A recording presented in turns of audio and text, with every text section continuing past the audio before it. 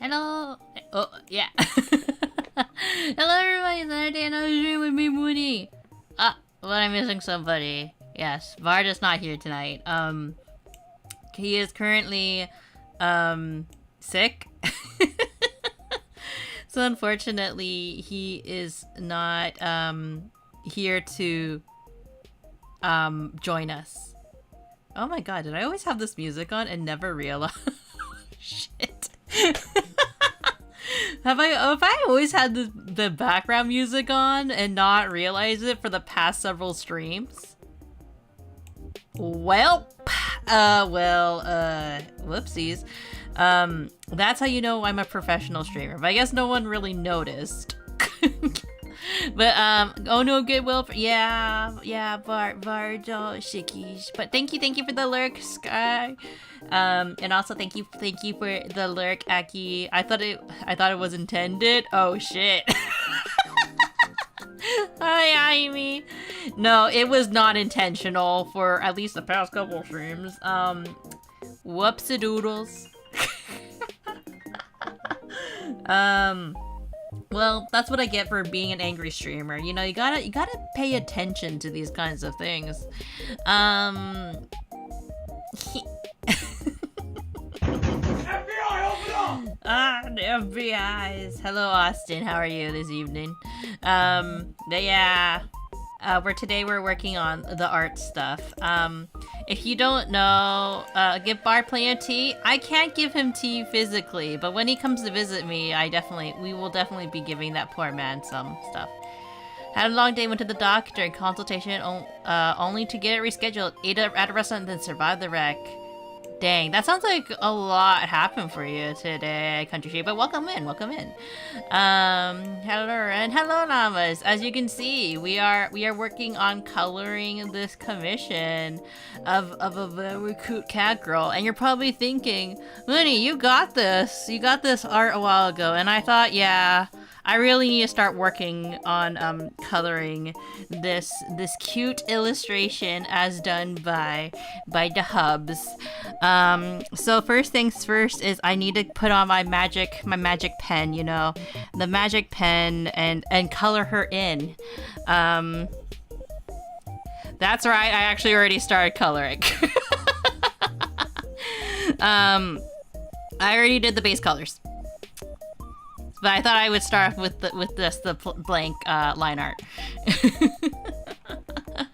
So yes, this is what it looks like, and then there are some adjustments I made to the original line art actually, because we noticed that there was a bit of an issue.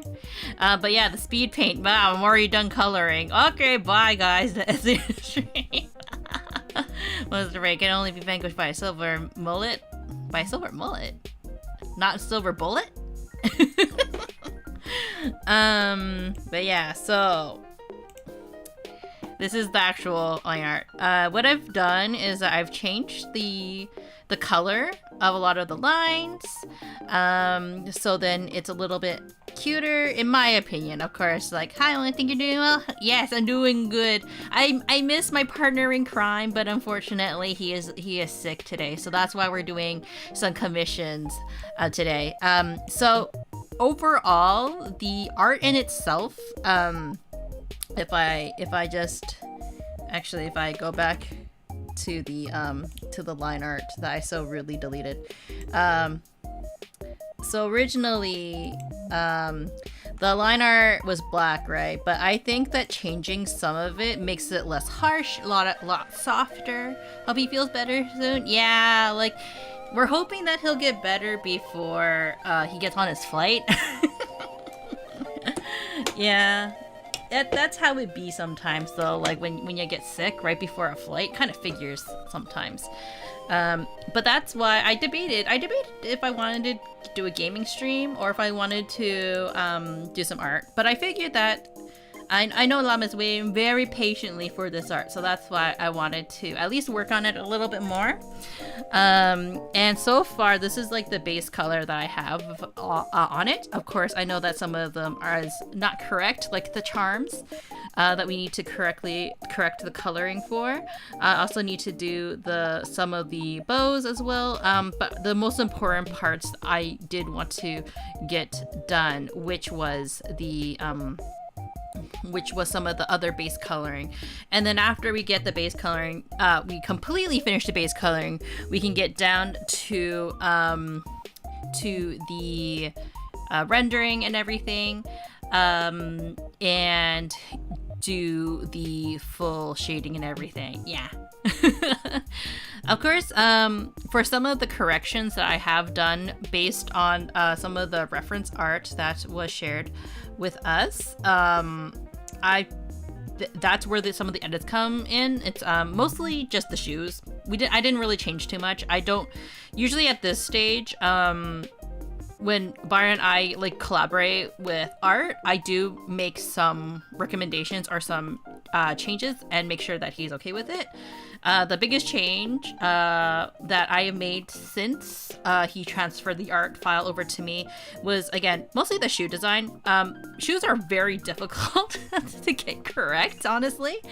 I'm also not very good at rendering or illustrating shoes. There's a reason why Bard is that's why Bard is the line artist in whenever we do, or why we do this kind of style of like skeb offering, I guess you can, or skeb style art, because Bard overall, he's probably the best at doing that. But the reason why we kind of split it up into one person does line art and the other person does coloring is because, first of all, I hate line art. might be surprising to hear, but I really hate doing the line art. And also, Bart just his way of drawing is just very clean, in my opinion. He's very good at doing a lot of the illustrations. But at the same time, one of the bad things about Bard, and like why it's not just Bard doing all the rendering, and is because he also takes a long time with his art, to be completely honest. So my way of helping him, and you can agree or disagree with it, right? Is that I've taken it upon myself to suggest to him that I would be doing the coloring, and that's how we ended up here. For anybody that's curious and why I don't do like start to finish and he doesn't do start to finish, that's kind of how we kind of tested it out, honestly, with his with some of the sketch giveaways that Bard did, and we both really enjoyed that, because that way Bard can like kind of focus on just getting like stuff done, because he wants to draw so much he can't actually do all the art that he wants to do. So this was our solution to that problem of he can keep drawing, and I can also contribute to his work by providing the coloring. Now, hopefully, I do his work justice. I like to think that I'm able to, but of course, like, you know, when it comes to art, it always comes down to practice. But yeah, like this is where I've left off in terms of the color blocking. And yeah, she has an extremely cute design. Everyone should definitely check out. I believe her. Sorry, you think that I could read the username like with cursive, but apparently I can't. Energinx, I believe, or Energinx, I believe is her username. I don't think I should shout her out just in case. I don't want her to be notified of this. Did I say it correctly, Ilaria? I wonder where we can commission such an art in the future. Totally not a Cappy Books. I know, totally not a Cappy Books. Oh, you'll shout her out? Won't be sus then. Yeah, Ilaria will shout her out on her page, because Ilaria is really good about shouting out people. But yes, I really should make a Nightbot for our VGen page on like where you can commission us. Whoa, right? So I'm just gonna link it here. This is our VGen for anybody that's ever interested in checking out our VGen that's joined between me and Bard. We are currently doing a special where the first 5 people who order the Surprise Me sketch illustration will only have to pay like $100, as opposed to, I think that we agreed that Bard, because it's mostly we're mostly charging for Bard's art, right? I think like 125, 150, can't remember, for like, because even though we say this is a sketch, this isn't really a sketch. That's the real reason why. And we're trying to, as his wife, right? You know, as his future wife, trying to encourage the man to charge a bit more for his art, because as I understand, you know, art at the end of the day, it's a luxury and it's very expensive. But I think that, you know, maybe I'm a bit biased, I think he deserves it. And you get my coloring, I guess. But yeah, we're gonna try. I'm gonna try my best to do this image justice, and I appreciate everyone joining me here tonight. And then after this, I have to study for a midterm. Yes, I actually have a midterm tomorrow. And you're thinking like, Munii, why didn't you just scoop today? No, Brian and I have also discussed this like off stream. We really do want to get better about scheduling and like what's the word I'm looking for? Good luck on my midterm. Thank you. We want to get better at like making sure like we stream at a reasonable time. And also, like, not only a reasonable time, but, like, a reasonable consistency. Because it's not that we have a problem with being consistent. Oh, shoot. Dog wants to leave. What?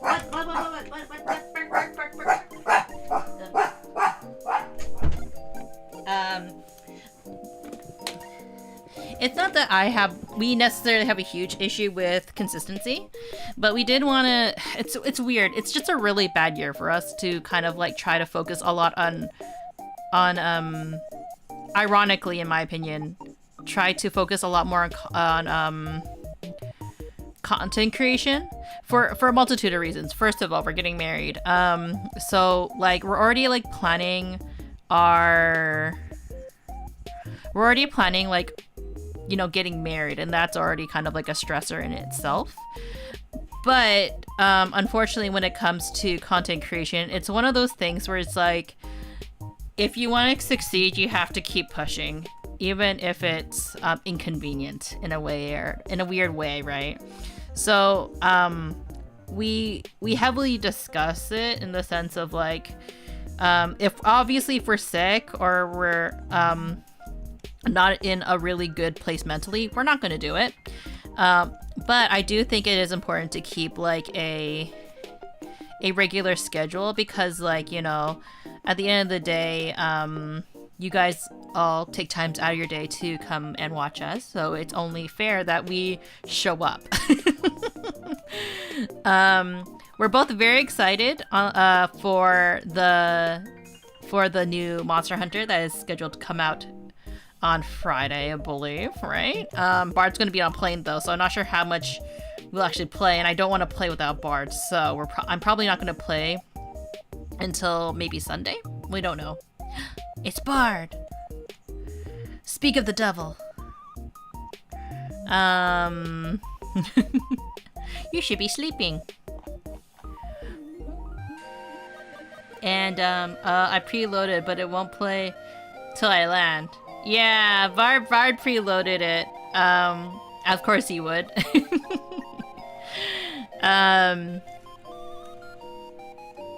But I mean, it's not like you can play on a plane.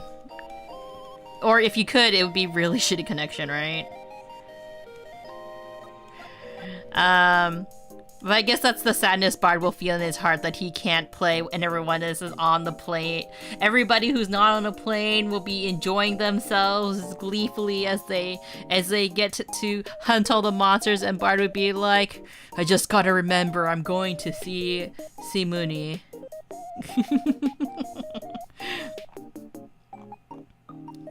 As he sadly tries to avoid customs. Because customs likes to bully Bard quite a bit. Let's see, and then we will try to blend this a little bit. Diffuse it a bit. Ah, shit.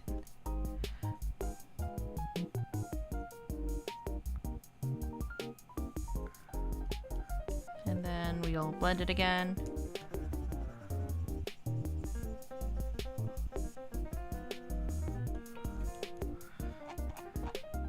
Does that look right? No, it looks a little bit too dark. Maybe lighten it a bit. Yeah.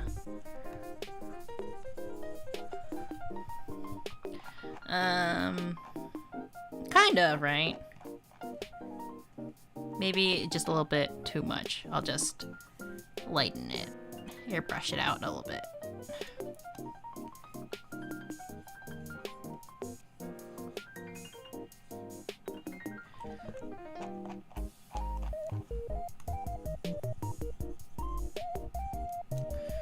Like that, maybe? Or maybe a little bit high. We'll leave it there for now to kind of give that. And then maybe not much here. Blur a bit. Despite everything that happened today, there was one positive. My late package arrived, so I can finish watching Castlevania and the new movie Werewolves. Oh, you know, when it comes to Castlevania, I've never played Castlevania. Bard has. Bard actually is Castlevania I think is one of Bard's favorite series to play. So I kind of feel like maybe one day I should take a crack at that game one day. And like have Bard like kind of like watch me blind play. And he can't tell me where I'm supposed to go. That would probably make him like go crazy though if I blind play and he's just watching me make all the mistakes that I shouldn't be making, and he'll be like, and he'll be like, Munii, do you want me to give you hints? But maybe we should do that. I was thinking about games that Bart and I could play. I did debate about if we should do the return of Return of Danganronpa, because we haven't finished that game. Which we could. We could finish Danganronpa. Danganronpas. Never played the games, but I am familiar with the story, so I was able to enjoy the show very easily. Yeah, I was familiar with the games, but I never... I do want to say this for anybody that's kind of hesitant on watching the animation for whatever reason. Like, it's been quite some time since the Netflix show came out, but the show, in my opinion, was quite well done. I think to a lot of people's delight. They did change quite a few things, especially if you ask Bard. Bard will probably go on to like would probably highlight like, oh yeah, they changed this about the show, like, or they changed that because like it would have been. There are certain parts of the story that would have been weird if they kept it. Let's just say that. As Bard likes to explain to me.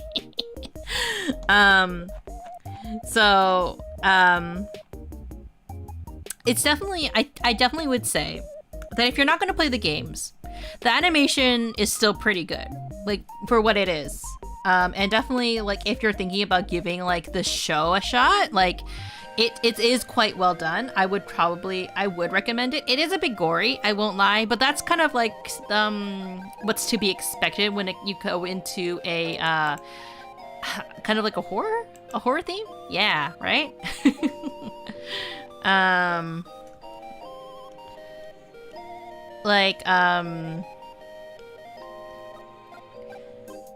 Like, I'm not a huge fan of horror genres, so maybe for me it wasn't actually like the best show for me to get into immediately.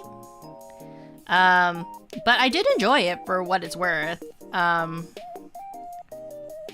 And like if I could enjoy the show, I think a lot of people who aren't like super into like horror genres could probably enjoy it. Oh, hi, Bard. Yeah, Bard's peeking in, even though he should be in bed.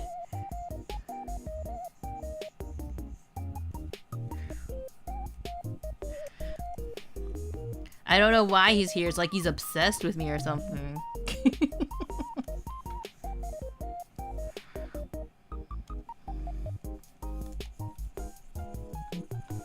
Just blend this out a little bit.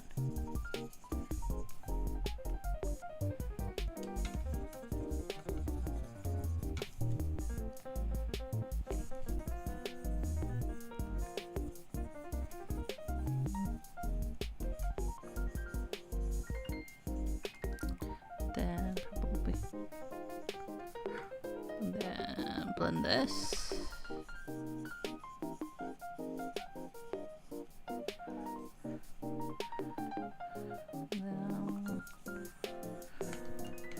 And then I want to erase this.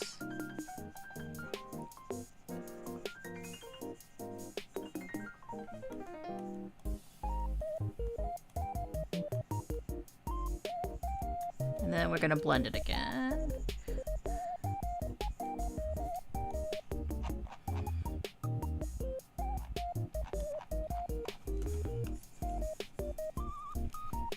Yeah, I'm more of a horror game watcher than player. Honestly, same. I like as okay, it's not such a big surprise, is it? I cannot play horror games, and like I'm sure you guys have all kind of witnessed me at one point or another playing a horror game. If not, the experience is very it's fun for Bard. It's fun for Bard because it's both fun and sad for Bard because like he will watch me be terrified to the point of like tears, kind of like terrified, because like he doesn't inherently love horror games, but he likes playing some of them. Like, he finds it entertaining, right? Like, you know, that's what most people enjoy horror games for, right? But he has like the Resident Evil games, and the first time he watched me play Resident Evil, he was like, "Oh yeah, it's the first game. It's like not that bad. Munii will be fine. Like Munii can brave this." Yeah, like looking scared to heck. I think that part of the reason why Bard likes it is probably because of his friends, though, admittedly. Because when Bard when I was first like, oh, maybe I should try playing like Resident Evil. It's not that bad, is it? Like, and Bard's like, no, it's just the first game. Like, you probably won't get scared. It's like, you know, it's so old, and like, you know, like it's like one of those games that like it's a classic. It's so classic that like how can you possibly get scared of this game at this point, right? Like, you've probably seen all the videos and the jump scares and stuff like that. And truth be told, I probably have, because I watch a lot of like Let's Players play like variations of these games all the time, and I'm never that afraid of watching any like I'll watch like Markiplier or a Jacksepticeye, and like I'll have no problem watching them, and sometimes I will get like startled, but like not to the point where I'm just like, I can't watch this anymore and like shut it off immediately because I'm terrified. I'm usually pretty good, right? So like when it came to like me playing the game, Bar was like probably thinking like when I first played like Resident Evil, like, yeah, Munii, I can handle this. Munii's a gamer, you know? And then as soon as like I get into, I was horribly wrong about Munii being okay with Resident Evil 1, and you were horribly wrong about Resident Evil 2, because like I think our logic was this. Okay, so for people who missed that stream, I tried playing a little bit of Resident Evil 2, like just to be kind of like, okay, maybe, because I think Bard also was kind of like, Resident Evil 2 is more of an action thriller than it is a horror game. Maybe like Munii will be okay with playing Resident Evil 2, right? It's less horror, more like action, right? God, was he mistaken, because I immediately was too terrified to play the game. I didn't want to leave the safe haven of the graveyard. And like you could see how much my hands were sweating.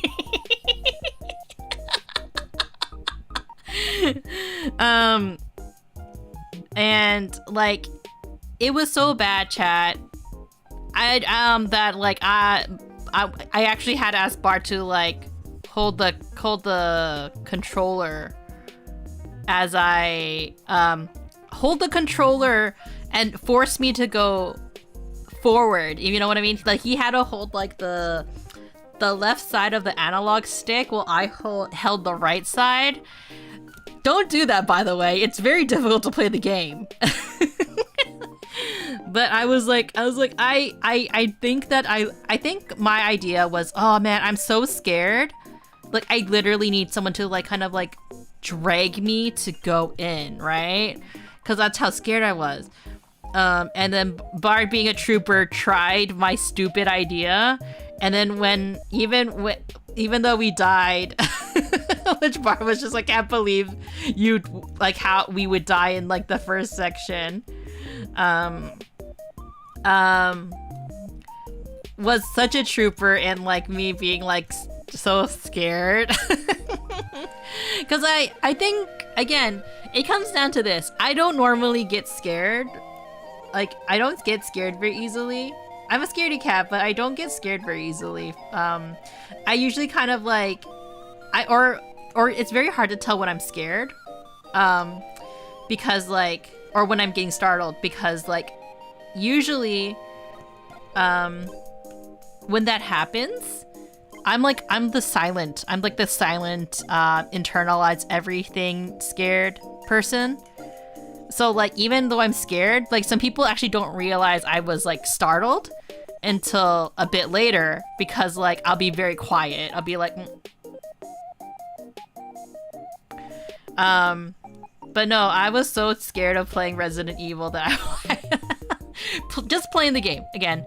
Just playing the game. I'm not actually like it's not it's not the fact that the game is scary, it's the fact that I'm controlling the character. That like I get freaked out because I'm like, oh, if something happens, it's my fault and I die, and so it's a lot of pressure. Which is funny because it's a very similar feeling to when one of the reasons why I was very hesitant to play games like any first-person shooter game for the very long time, because I was just like, oh god, if I play a first-person shooter game with friends, people are gonna be like so disappointed in me, and they're gonna be mean to me. And like I think also a lot of it was like people kept telling me that like, oh, Munii, like you can't play these games because like, you know, you're so weak-willed, which is kind of true. I'm very weak-willed. But like at the same time, like I'm happy that I did end up giving like first person shooters like a chance in the end, because like I may not be the best at playing any of these games, but at the end of the day, like I'm giving them a shot, and like I'm having a lot of fun with a lot of my friends at the end, and I'm very appreciative that everyone who I've played with has been very patient with me, for the most part. We'll just say I know that some people would probably prefer to like win at these games. But like you know, when you enter these games, you go with the expectations that, hey, probably not gonna happen, chief. But I think that's why, like, when Bard and I play these games, like, we go with those expectations of just, like, you know, just go in, have fun. And sometimes Bard does notice when I get, like, really tilted in these games nowadays. And I think, like, it's kind of, like, interesting for Bard to see me get, like, really mad at like these competitive games nowadays, because like I avoided playing these games for so long, and now I think the fact that I'm even getting frustrated at people's like poor decisions or poor planning, we'll just say, is kind of like interesting for Bard to see in a weird way. The most part I try to be very positive. Hello, Pumpkin. How are you?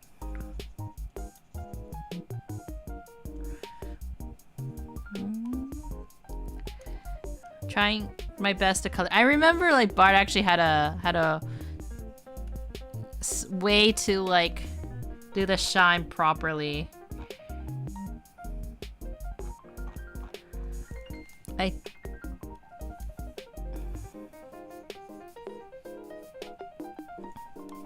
Like, and that's the problem of like Bard being sick and not being able to stay up, and I don't want him to stay up anyways.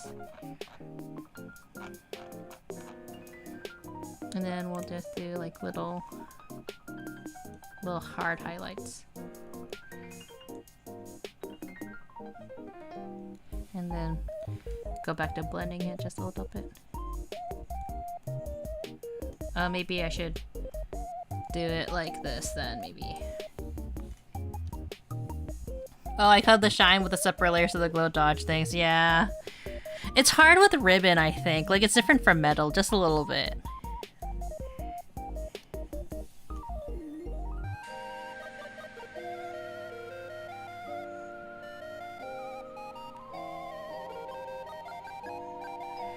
Yeah. It's also just practice at this point, too. Like, I need to learn how to render on my own, too.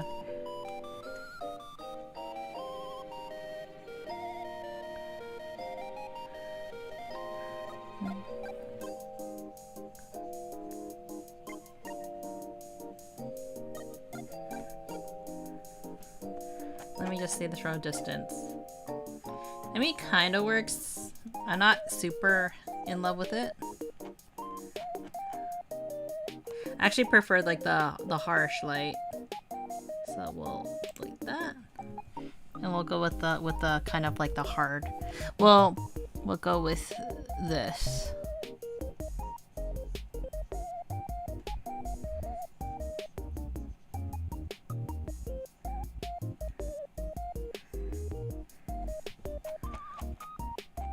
And look from a distance.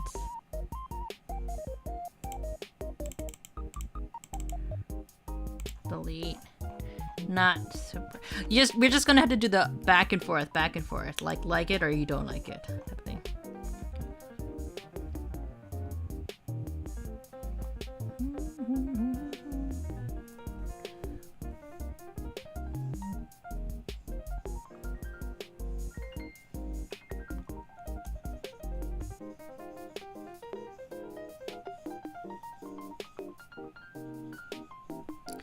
Like that kind of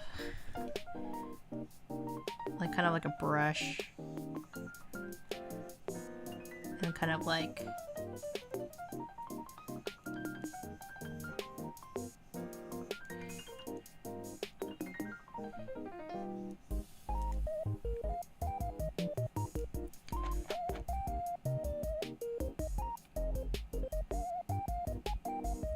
of like that, yeah.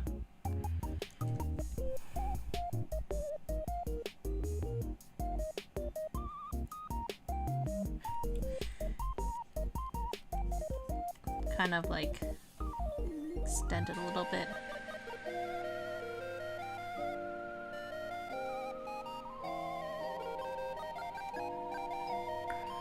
Then blend.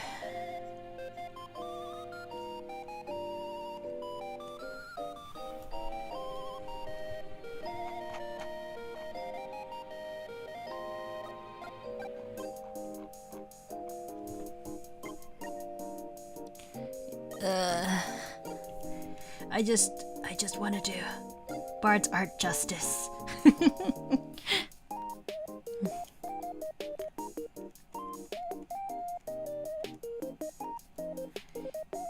Then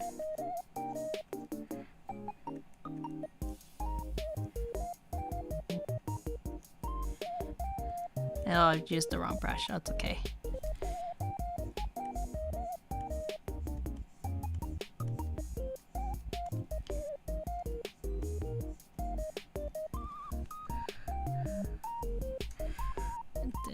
Highlight this one.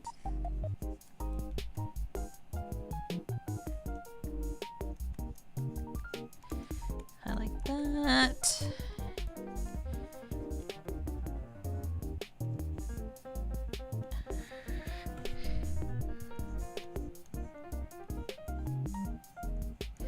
And then blend.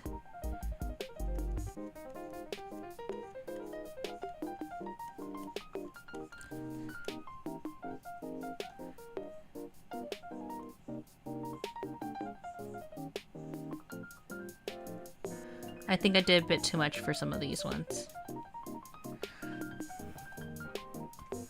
What do is another overlay?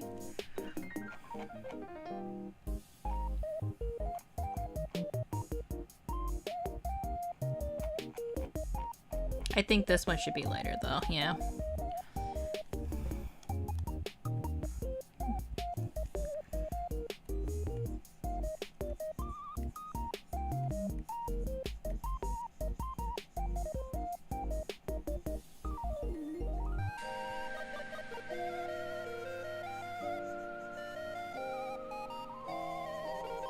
Like that, like these ones should be like technically a little bit brighter. Like it's okay for this one because it's on the kind of, I think, the shoulder a bit more. We'll do that. Then we will again go back to more blending.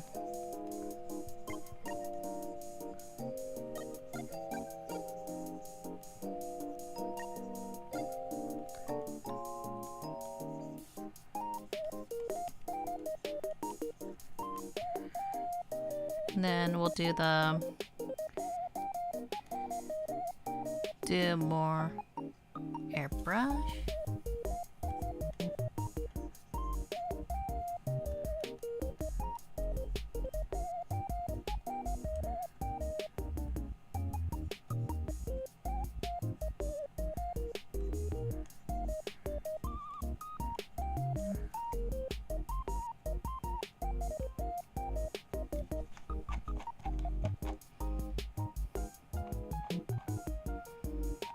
Yeah, kind of like that, I guess.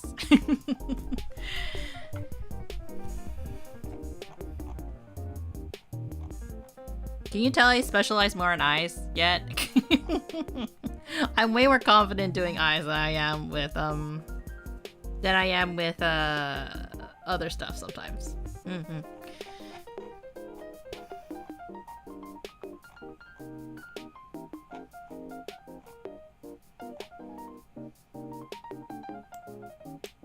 Let's see.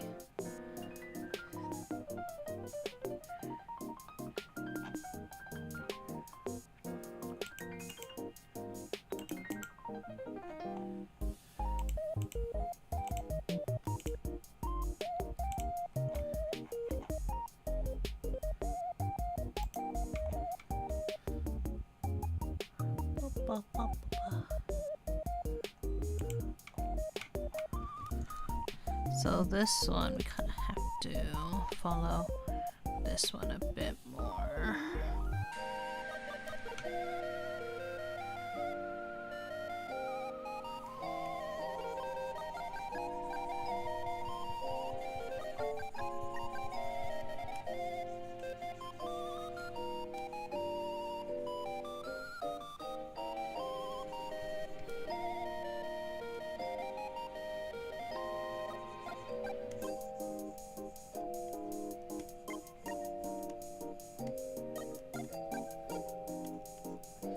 And then maybe actually erase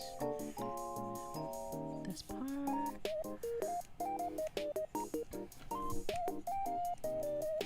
And then go back to shading.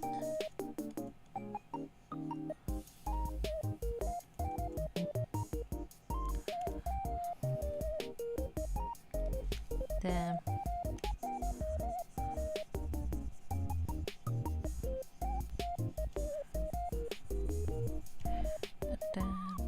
blending.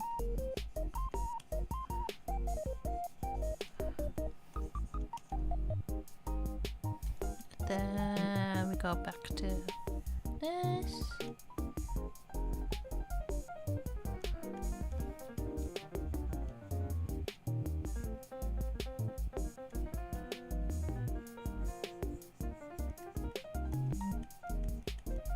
Kind of trying to line it up with some of the shadows.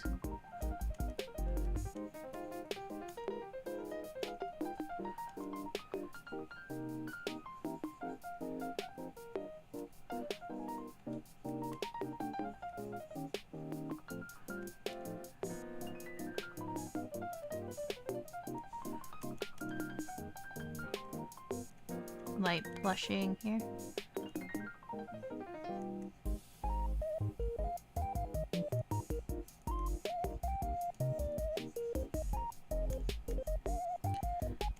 There.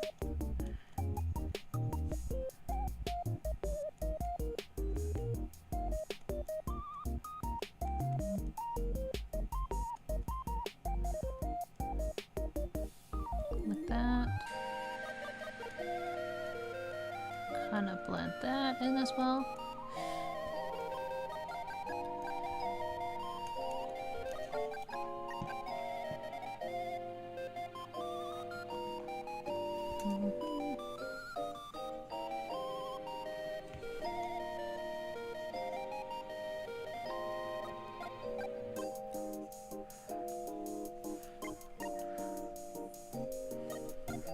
Like that. And then we'll clean it up as we go.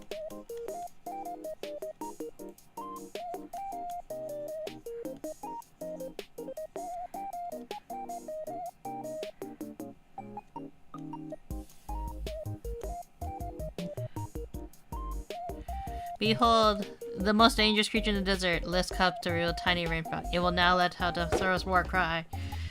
Adorable.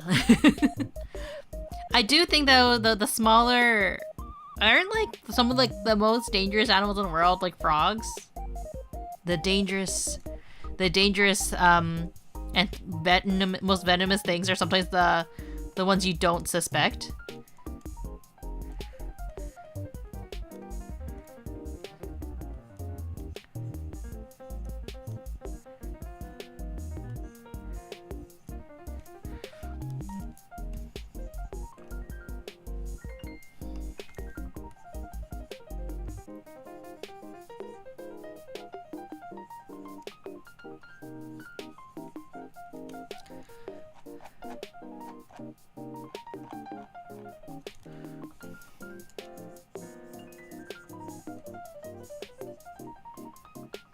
The ring frog is harmless. It's just a grumpy old ball of legs.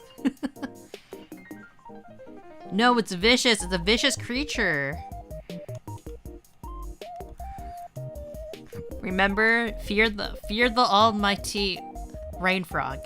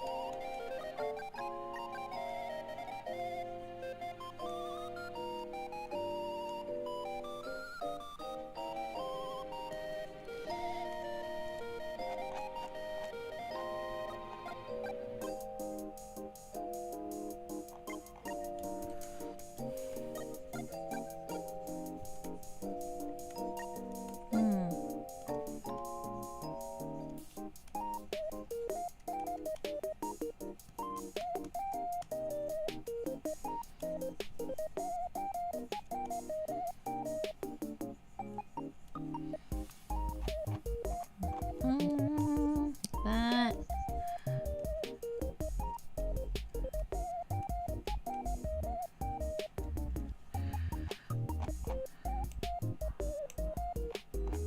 Then blend this out. Now, if it was a poison dart frog, colorful, the little amphibians may be. Touch and you are doomed. Now, this is where I kind of like ask you guys. Given the chance and if you could, would you indeed keep one of these small creatures as a pet? The supposed harmless, or not so harmless poison dart frog. Going to bed. Munii, take care. No worries, llama. I hope that we're bringing the art that you commissioned to justice.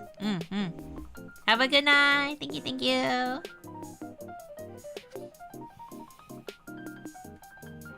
Which one is this part? Oh.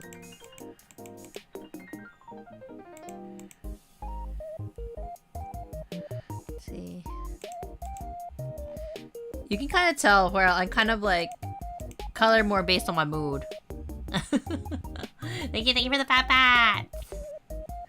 Yeah, I kind of based more on my mood as opposed to like kind of like where things are. Completely forgot to color this part though.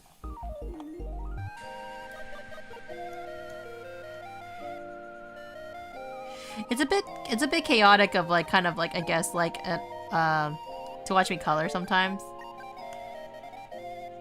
Because like I kind of do that in the sense of like I kind of just don't really think about too much about like I don't really think about too many things when I color. I kind of just go a lot about like how like I kind of just, you know, kind of sometimes like shut my brain off when I work on stuff, because like you think there's like there's a specific like order to like work on things, but sometimes I just look at it and go like, you know, I kind of want to work on the shading, or I kind of want to work on this. Technically, colors are a mood since one person's different emotion, feeling emotion. Yeah, they can, but actually, I kind of had this discussion once during a because I was a host of a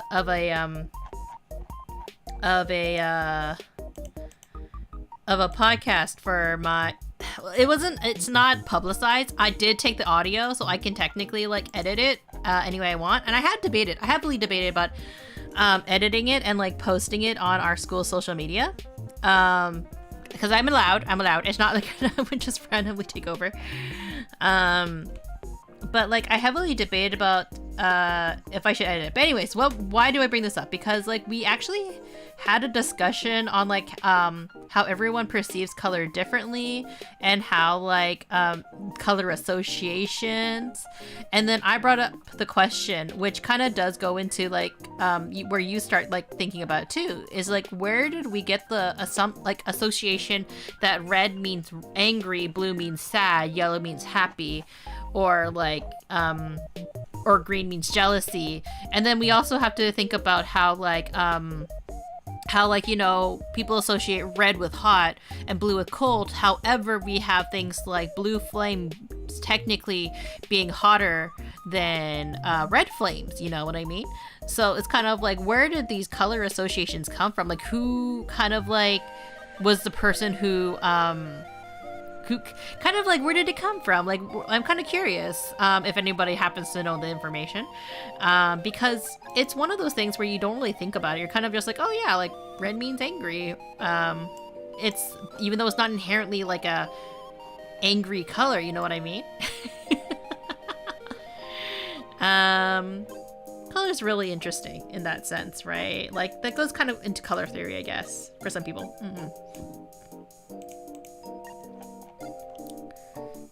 Let's color. I'm just feeling like coloring randomly. You know what? I caught a mistake. They did. This is where I have to remove that, because or else I can't see anything.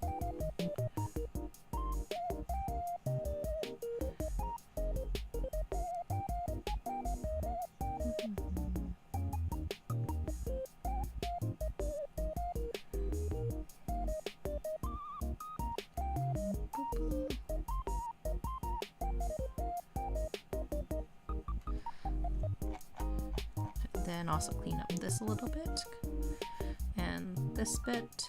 Come on. That. And here's one.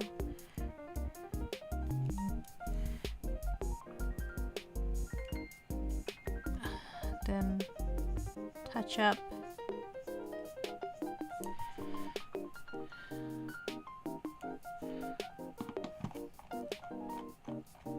Fix this. And up here, fix this.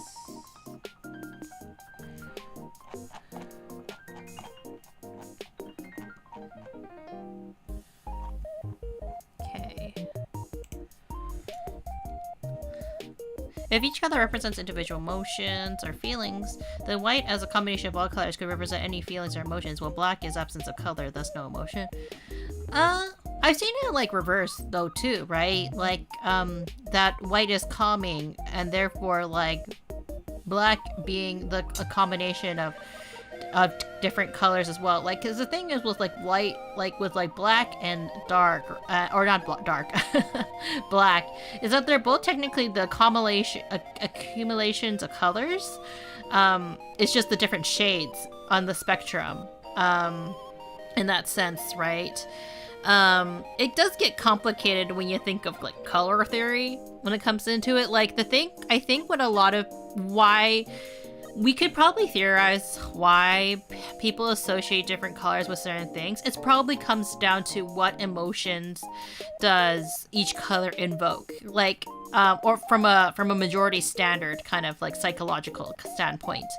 People typically get aggressive when they see the color red. Like, that's very common in most animals as well, not just humans.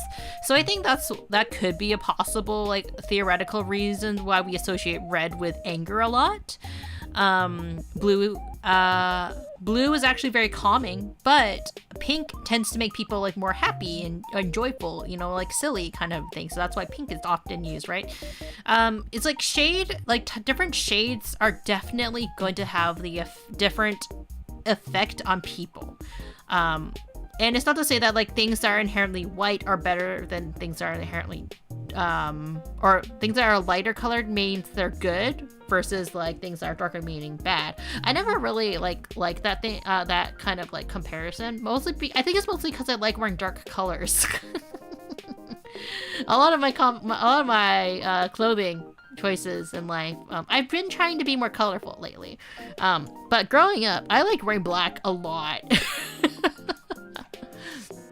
I think because, like, the nice thing about black, the color black, is that it can match with so many things. I think that, like, it's like one of those really good, like, base colors to have in your closet. I say this as someone who used to be very passionate about fashion.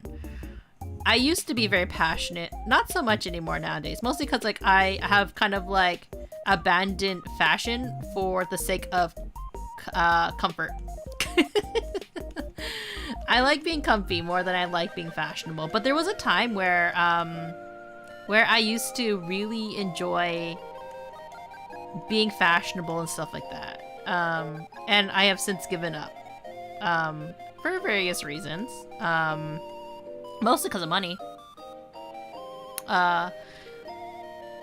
Financially, fashion is just so expensive, right?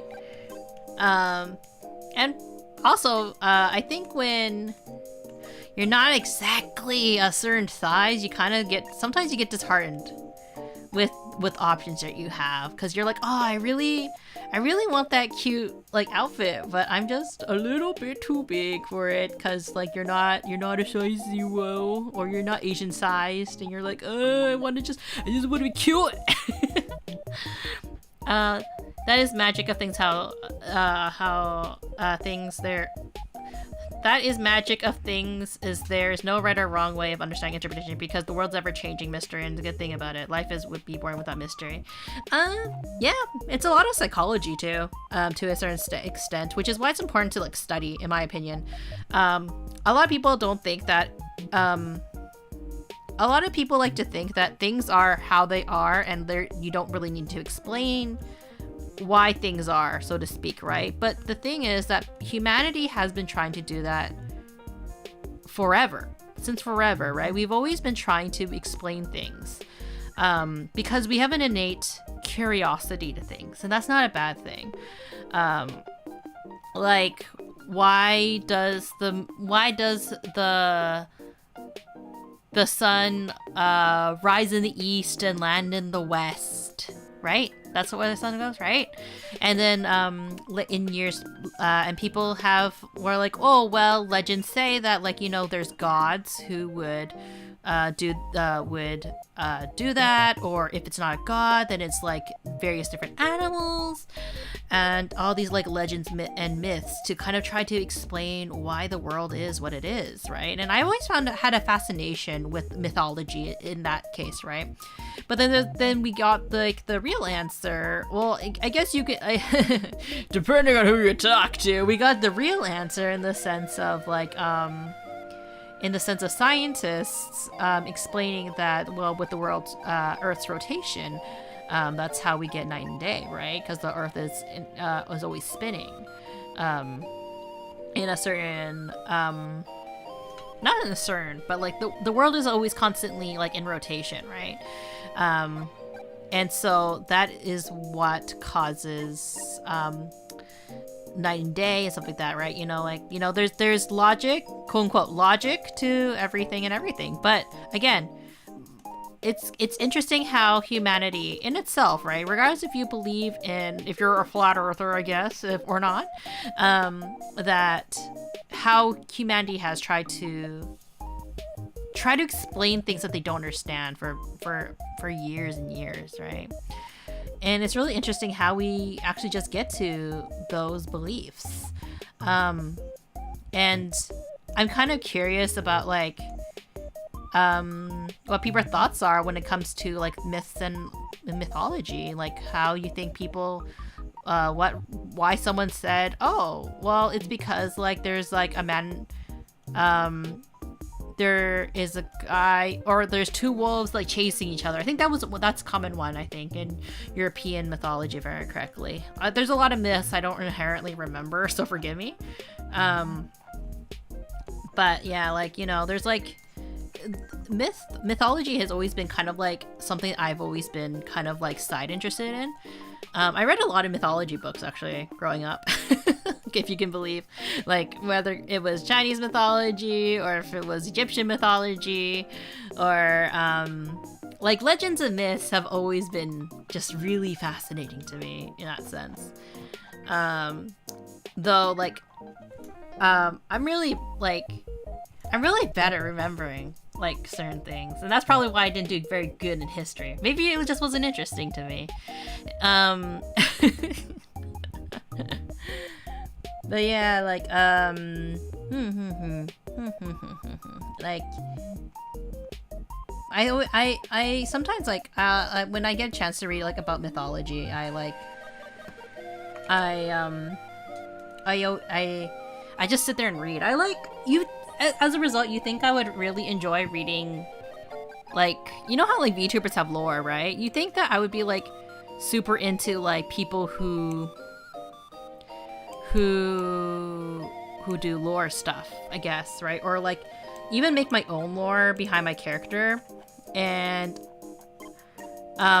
that's a great theory. It's a great theory for me, but not necessarily inherently truth, I guess, mostly because like it's not because I'm it is because I'm lazy, isn't it? There's like several reasons I think like that I haven't like made a dedicated like lore. I just kind of was like, yeah, Space Bounty Hunter seems cool, and then like never really did anything with that in terms of the story. Could I do something more with the Munii lore? 100%. I have been thinking about it lately, actually, to be quite honest. Would I ever make like a lore video? That's a really good question. If I would ever kind of like go dive into that kind of that space in that world of creating myself a whole lore video. I think like if you had asked me, I think part of me, the reason why I didn't do it or make like, cause for people that are curious, new to the channel, never seen my content before. Hi, I'm Munii. I have never made a debut video, or I've never done a proper debut. And I think for a lot of people that they don't realize is debuts are very optional. You don't actually have to do a debut in order to become a VTuber, right? It's completely optional. It's become kind of a trend to do a debut, mostly because like there is such a close association with VTubing and idol culture, right? So when you launch your channel, you want to make like a big impact. So that's where the whole idea of like kind of adopting that concept of not concept, the whole that's kind of what led to like, you know, especially a lot of corporations adopting the whole like, well, when you are starting a new venture, you want to make a huge impact on your fans or collect fans, so that's what you do, right? It's the thing to do to like stand out. And for me personally,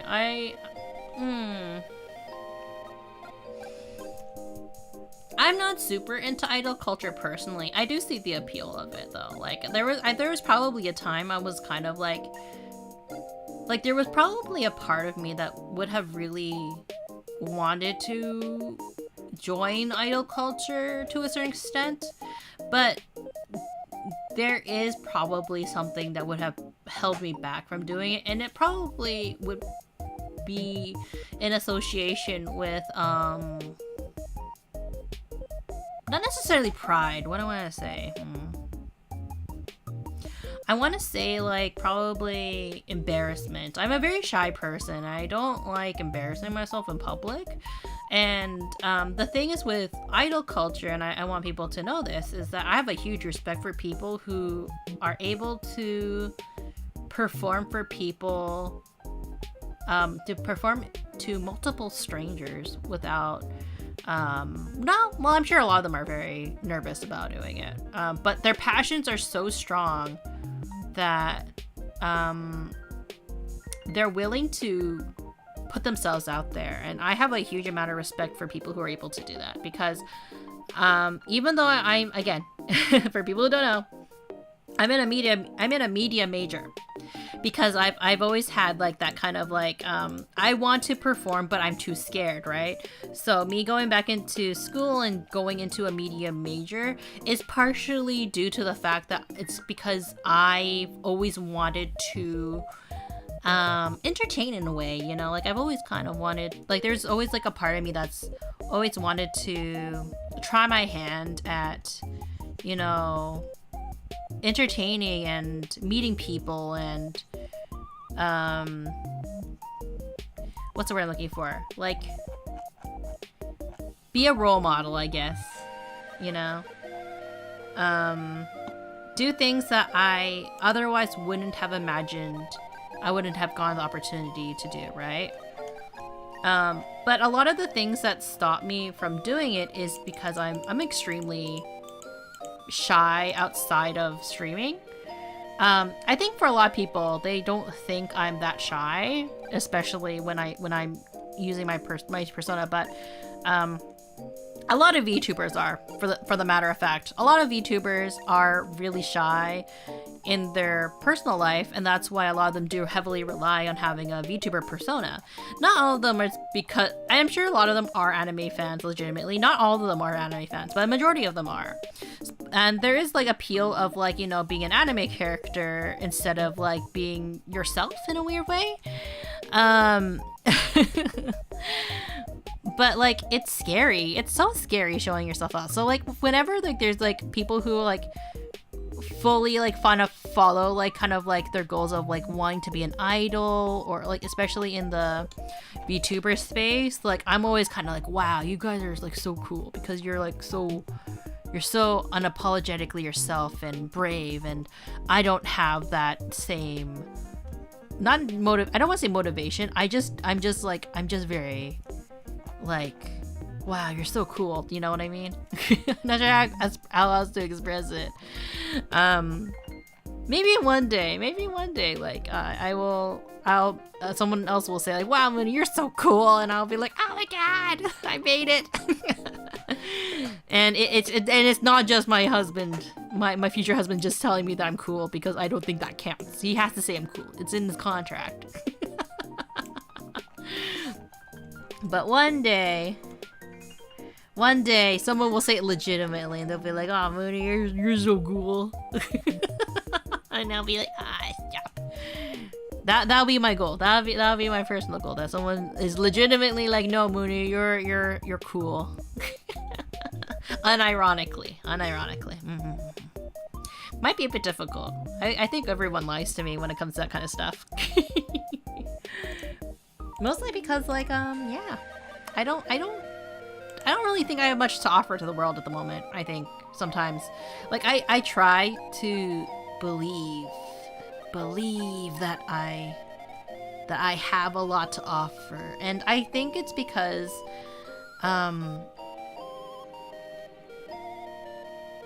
it's tricky, right? Like it's not that I don't think I have the capability or the ability. I just think that, like, you know, I'm just trying to find I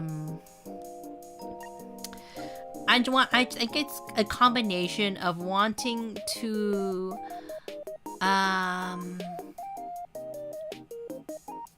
wanting that how do I phrase it? It's so tricky. It's like kind of like that whole, like, not justification, vindication? Maybe vindication might be the word. That vindication that, like, you know, whatever you're doing, you're like, whether you're working hard or like whatever project that you're working on, like it has inherent value, right? And it's not to say that what I'm doing has no value, right? Of course it has some value. But it's like recognition, I guess, would be kind of nice, right? I think that's what I'm working towards. It's like, you know, a recognition for whether it's my entertainment style or something like that, right? But I still think I'm in like kind of the beginning stages of trying to figure out what makes me inherently like special, we'll just say.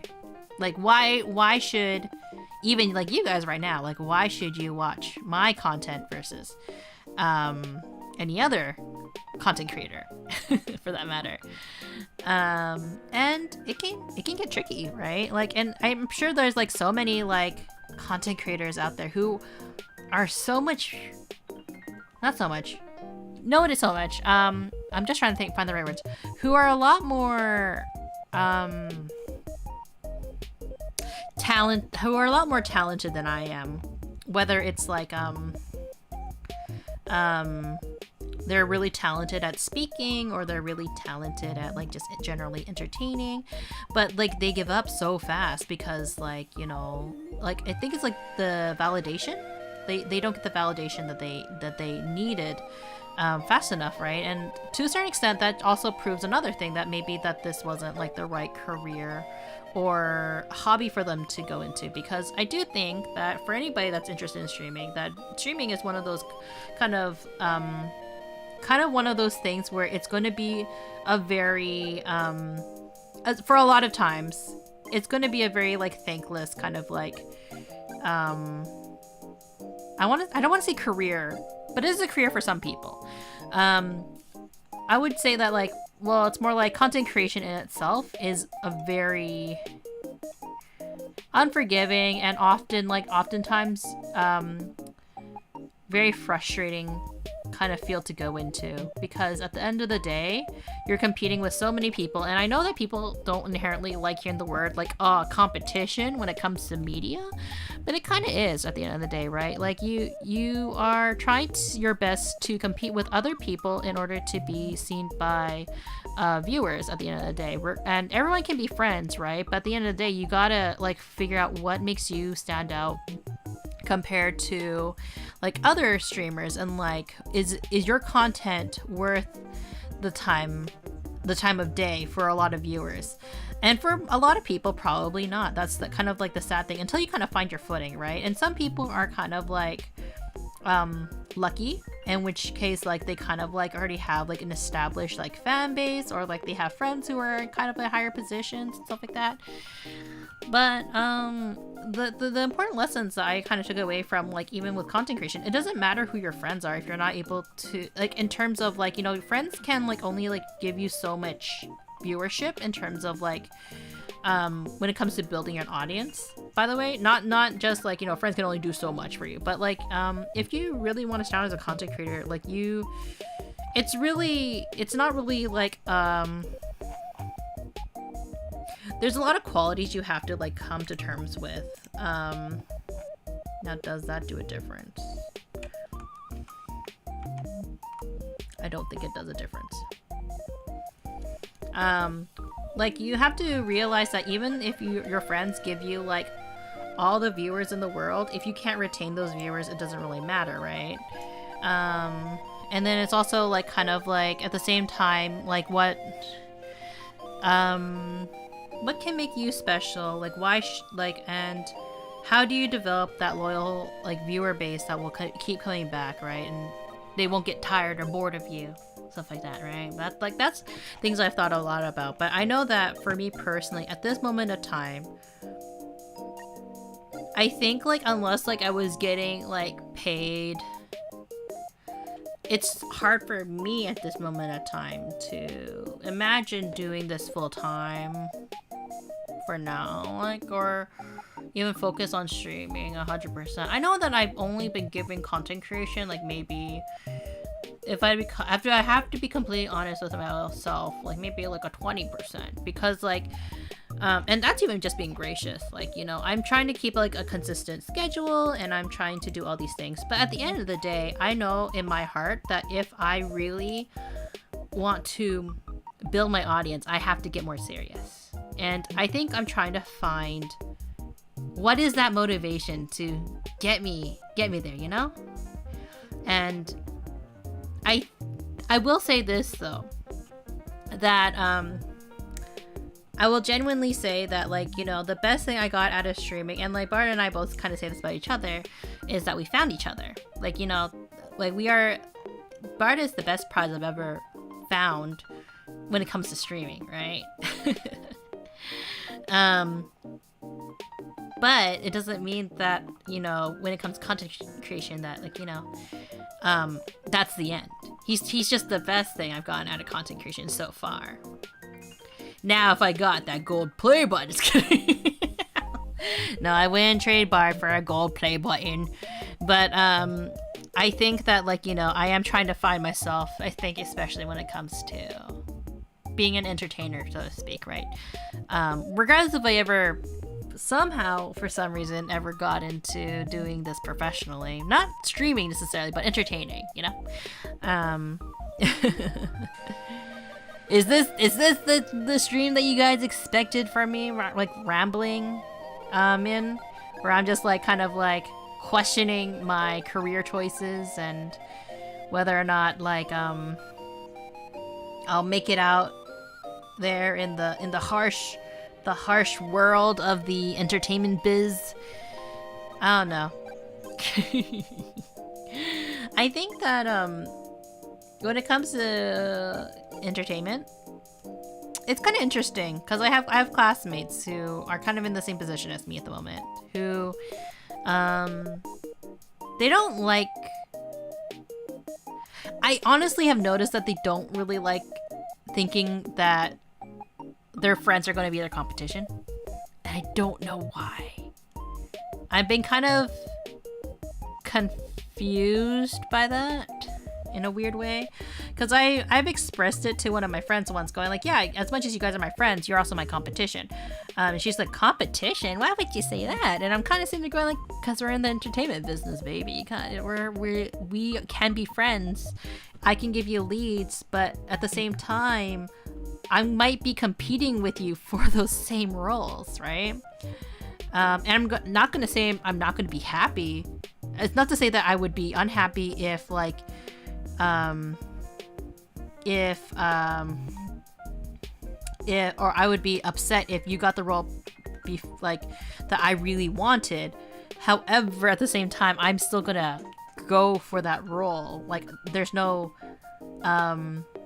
when it comes to entertainment, I do believe in the whole like there's no such thing as like dibsies. Just because you want a role doesn't mean I have to give it to you. And I think like that's kind of like what I was thinking when I mentioned the whole like, oh yeah, like we may be friends, but like at the end of the day, if you're going for that role, I'm also, you know, equally going for that role. I don't know, like I'm not sure if it's because a lot of my classmates are Gen Z or Gen Z, depending on how you want to say it, and a lot of them, I think the one I talked to, she was very surprised. I'm like, oh yeah, you guys are my competition. But for me, it's like, it's just so natural to think about it, right?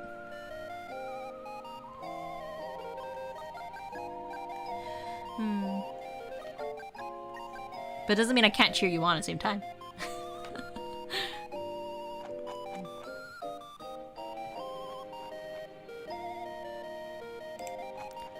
And then we do...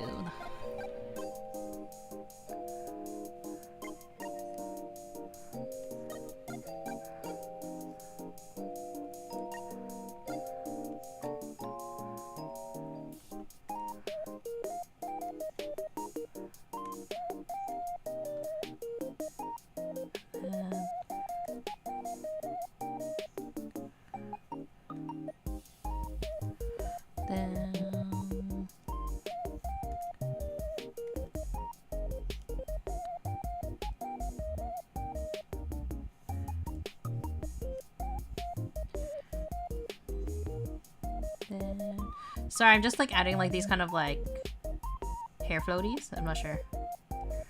I'm trying to like make the hair look fluffier. Although I do think Bar already did a great job making it look really fluffy. I think it's just more depth to the hair, right?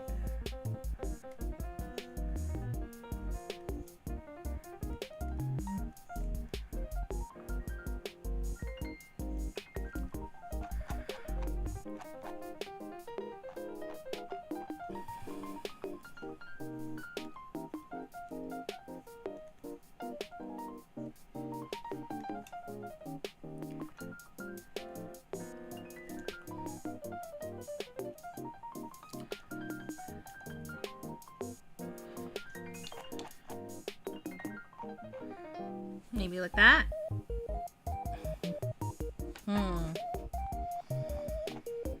Okay, and then let's also do...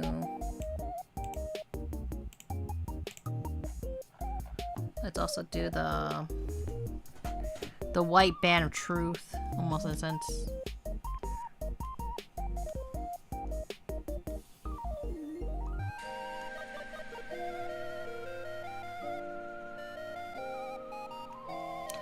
And then...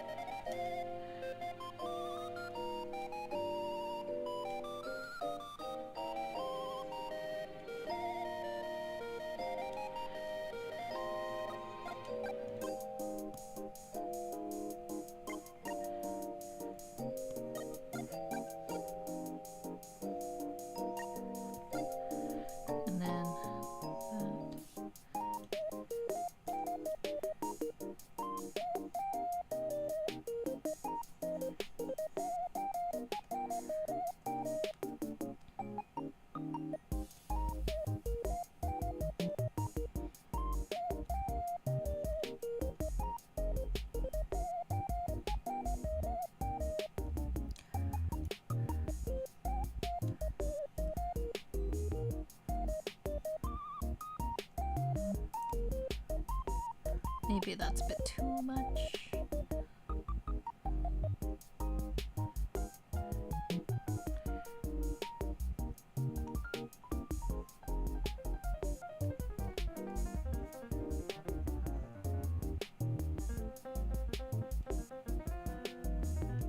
Like that.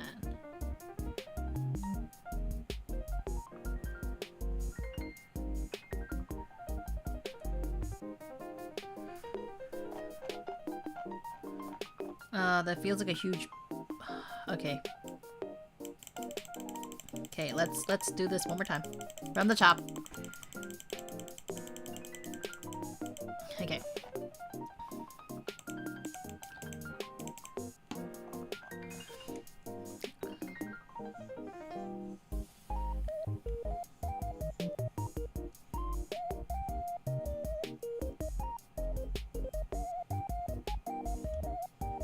That way. This way. That way. Okay? So we kind of block it off like that. We go to then we do that. Like that.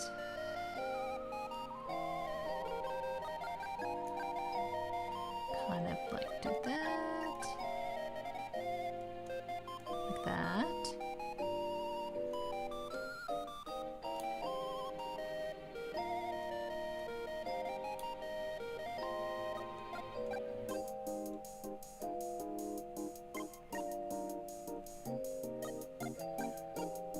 Like that. Kind of like the kind of like going in a shape.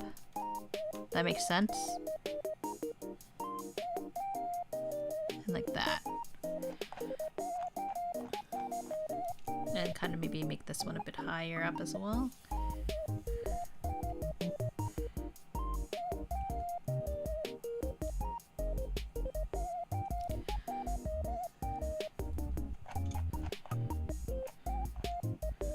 And then we'll do the overlay maybe. And then maybe kind of like fingertip it.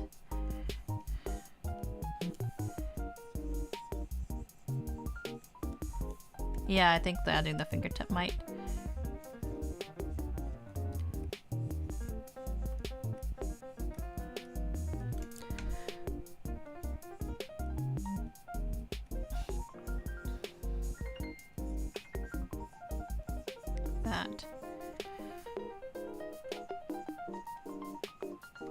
That. Seeing like, you know, like kind of like going in the direction of where the hair's going a bit. That.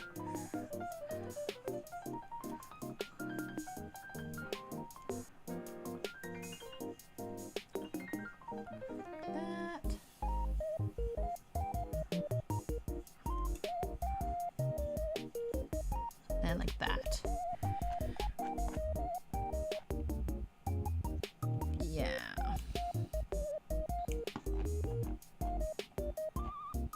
Yeah.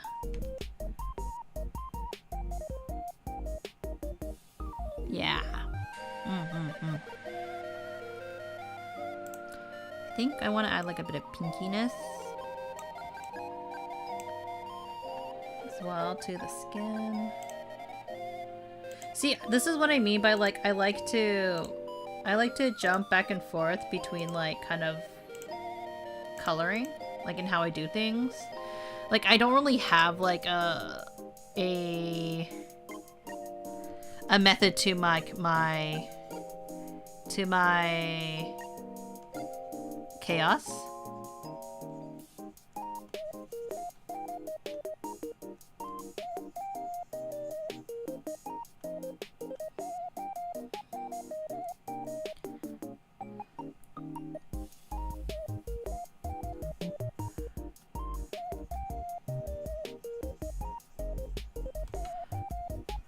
That maybe.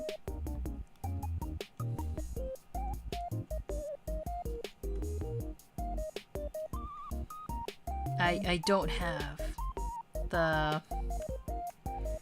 I really don't have like a system in place. Like I don't focus on one thing. I think I just like to skip around a lot because mostly because it's like when I draw, I like to work on like kind of like how I feel a lot.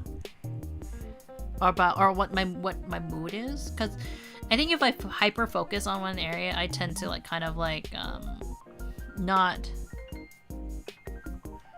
I tend to like get bored. I think maybe that's how my chaos kind of works.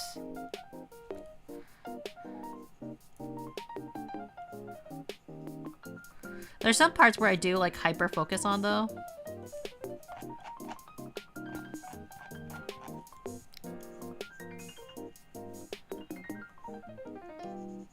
That's really messy looking.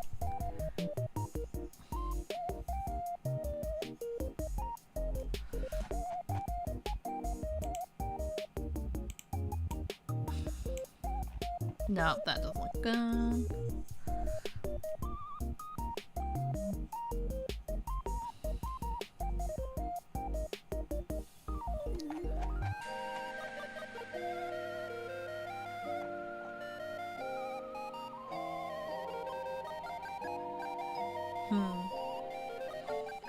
I'm not 100% in love with that.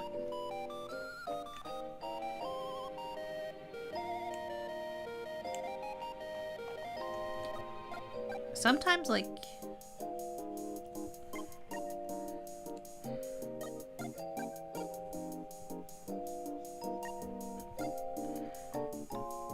you know those little blush marks? I think it's hard because her hair and skin are very light. No, I think it's because she already has cream on her mouth. I don't think we need to add that.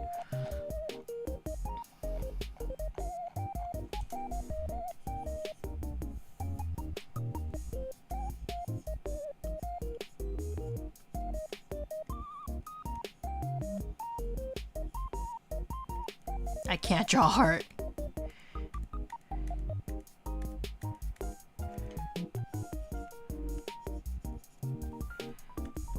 Or maybe... yeah, we'll maybe do something like that later.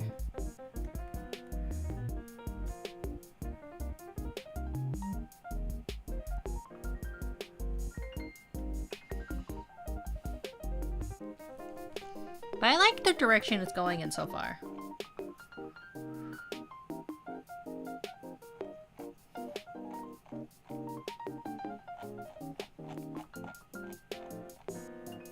I also like how I'm not bothering to name any of this.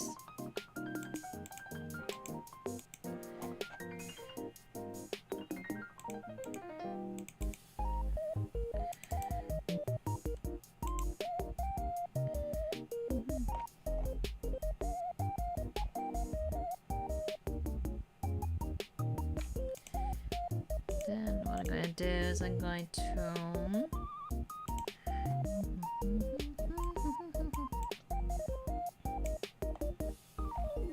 dark purple it, maybe?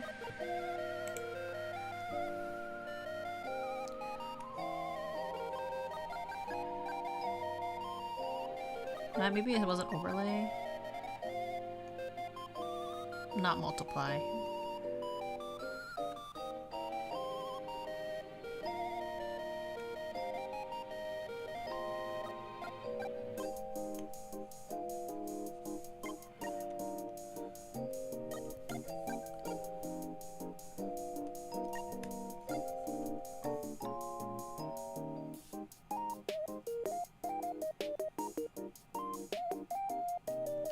Really is going to have to be like coloring the light parts separately, isn't it?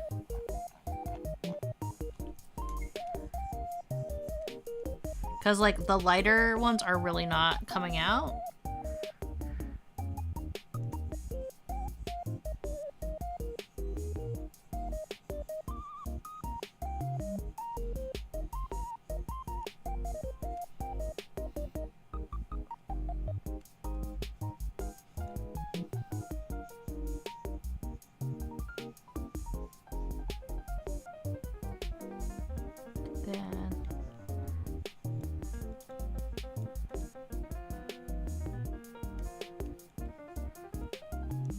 Oh, I missed a part.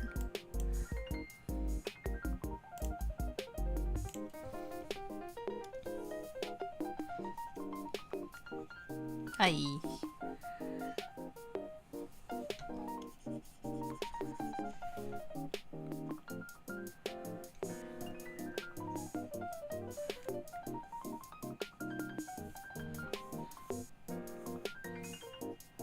Oh, I didn't forget. It's just wasn't clean with my coloring.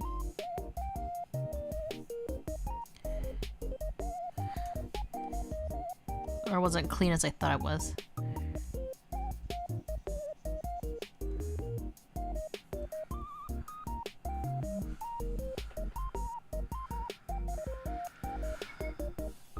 Aish.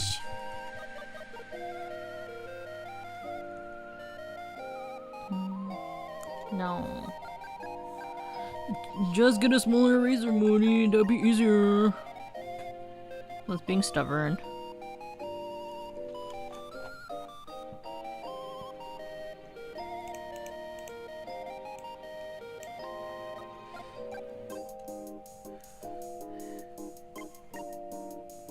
Ah, shit.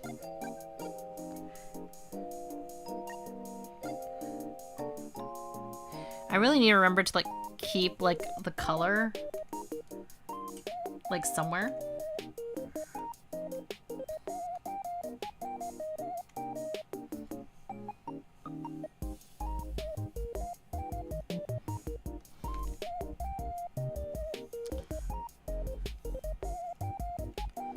Oh shit.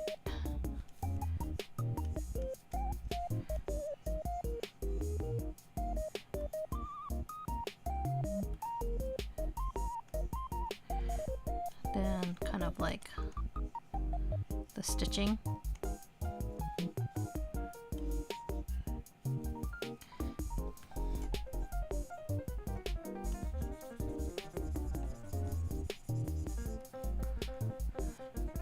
Just kind of feather it a bit.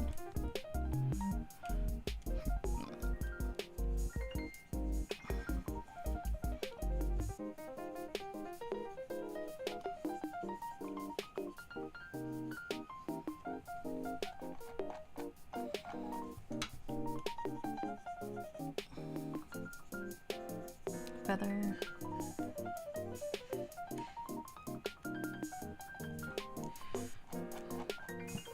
Okay.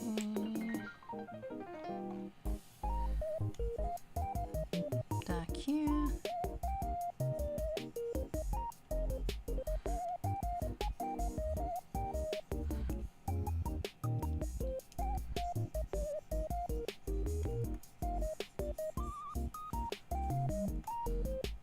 And then this one.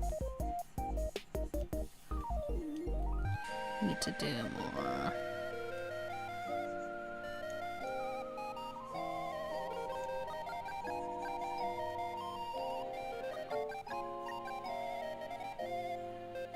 Down, down.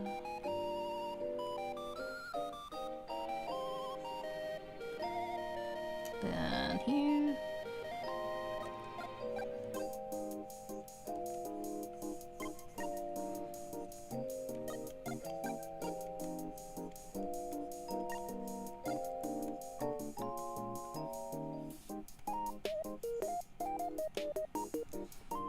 And then we're going to blend.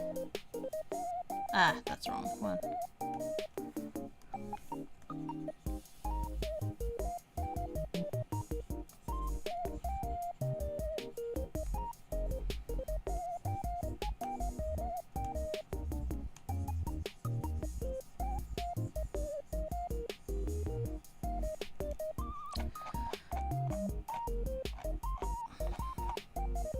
Then blend here.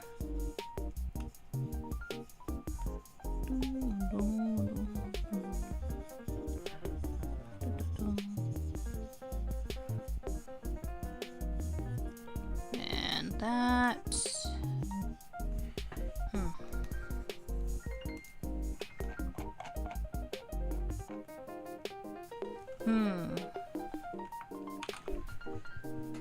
Okay. Oh, those parts weren't colored yet.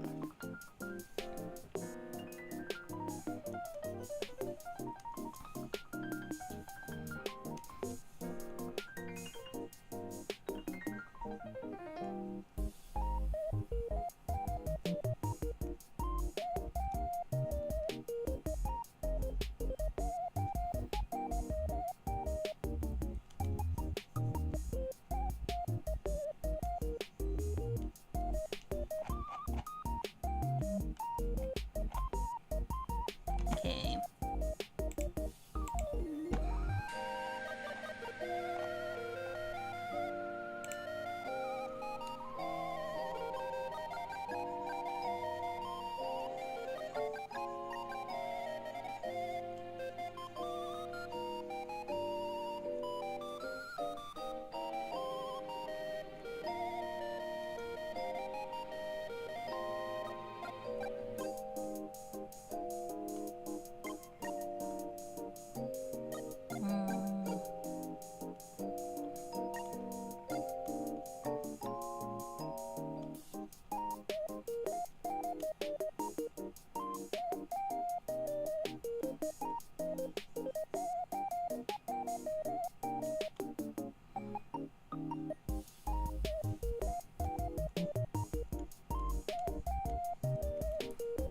This is gonna look so messy, but like trust the process basically is what I'm gonna be doing. Like trust the process.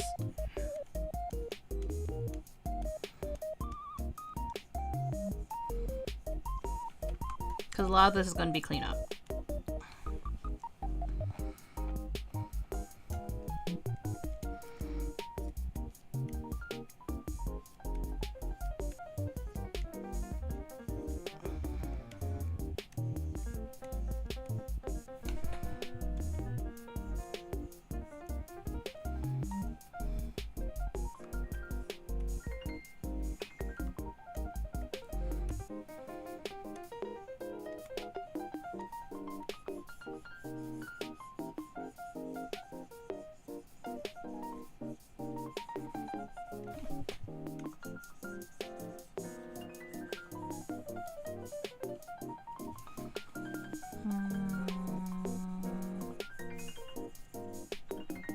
Trust the process, buddy. Trust the process.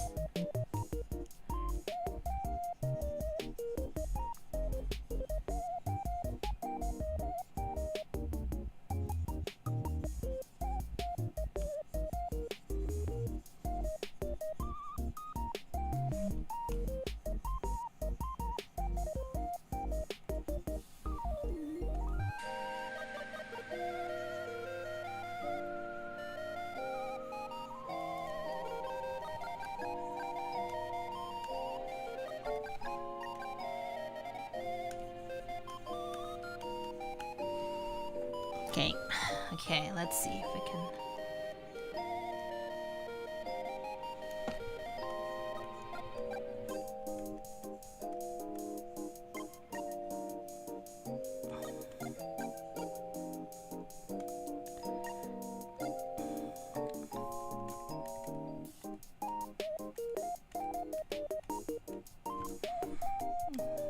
that.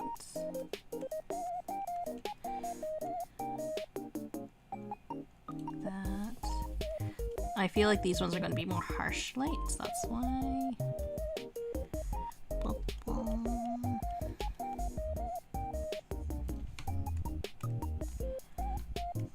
Do that.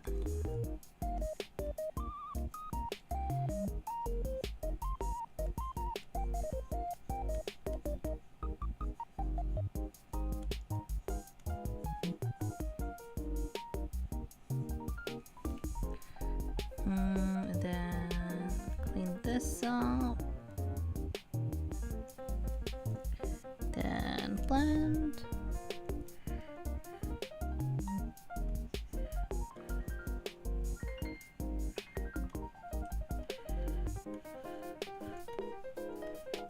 Lightly. You have to look from afar. Kind of.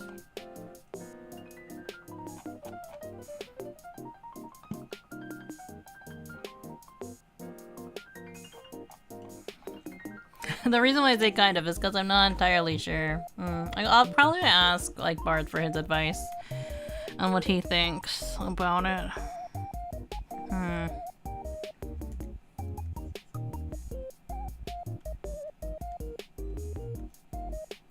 Then this one.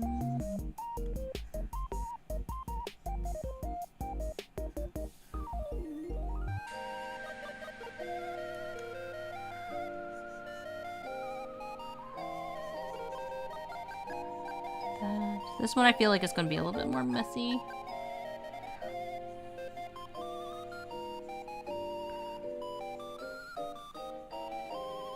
Kind of like emphasize the arch of the shoe a little bit.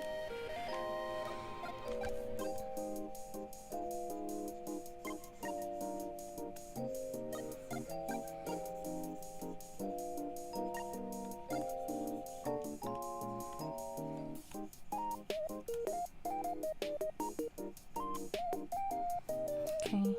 And I also think like I need to do like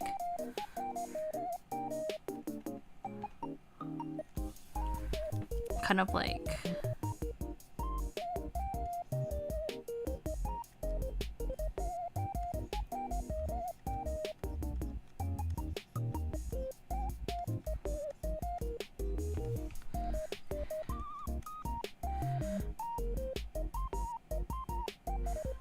kind of, right? I don't know. How does the shoe look at the bottom?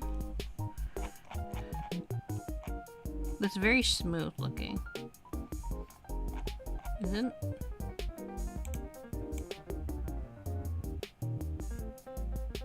You think I would have like the reference picture like next to me so I can see it? Okay.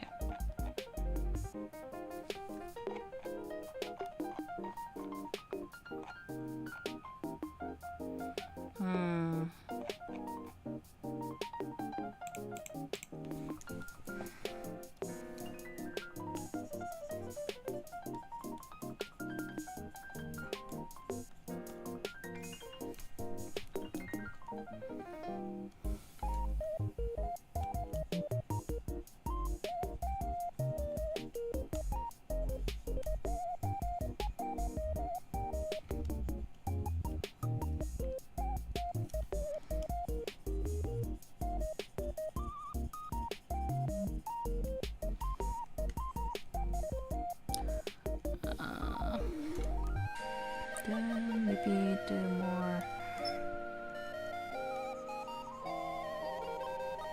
like just in general, kind of like that.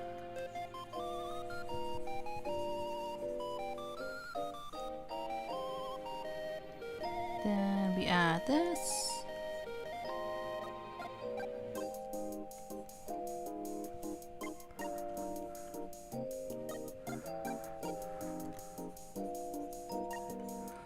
Okay, and now we just do kind of like cleaning up with the more.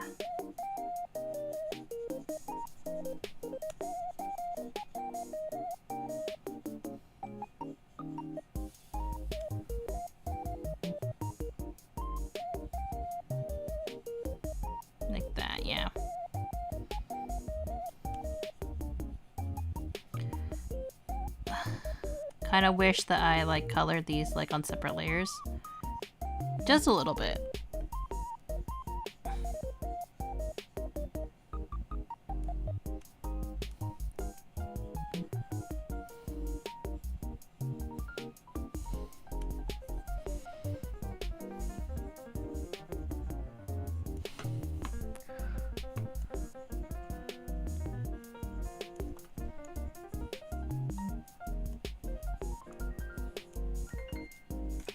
Okay, and then what we do and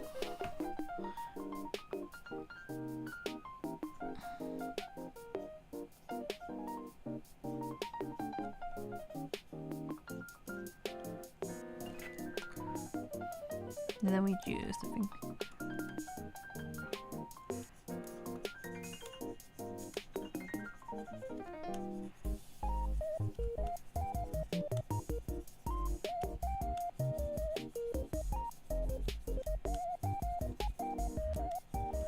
Kind of give it some texture underneath.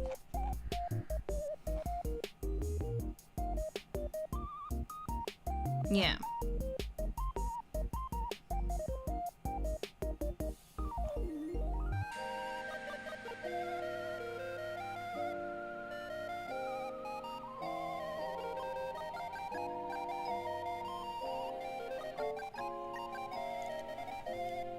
Now to do the sweater.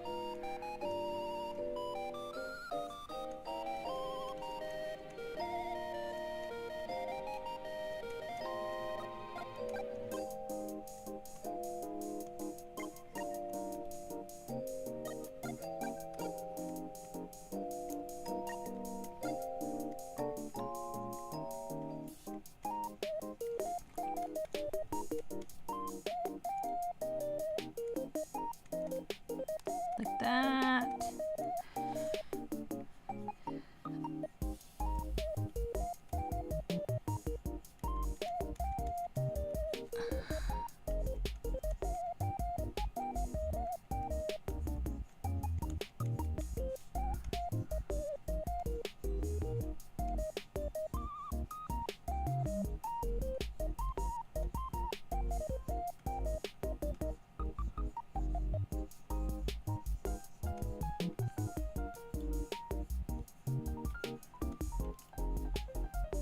Follow that a bit.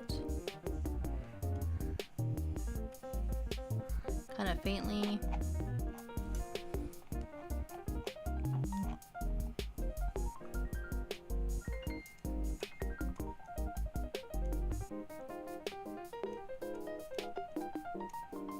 Follow that.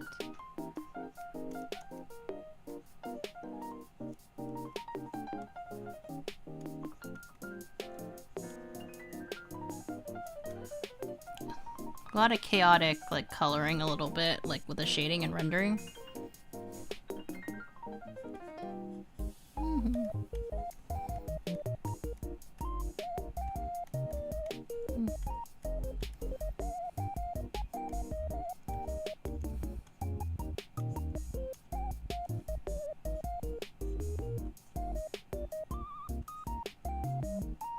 Kind of like that.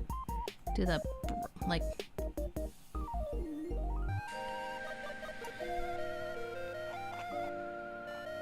Then, so the poofies.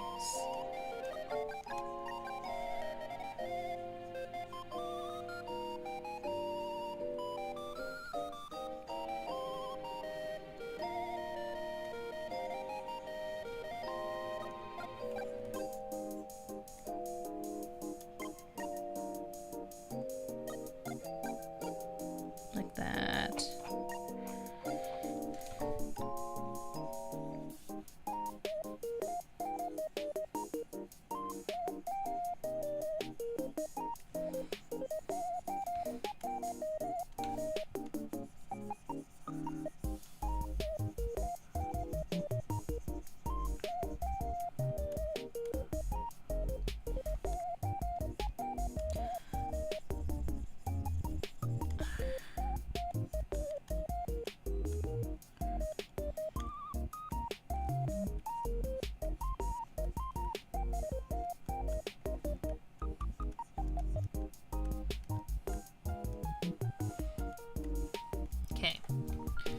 Got the, I think, the base of the shadows for that.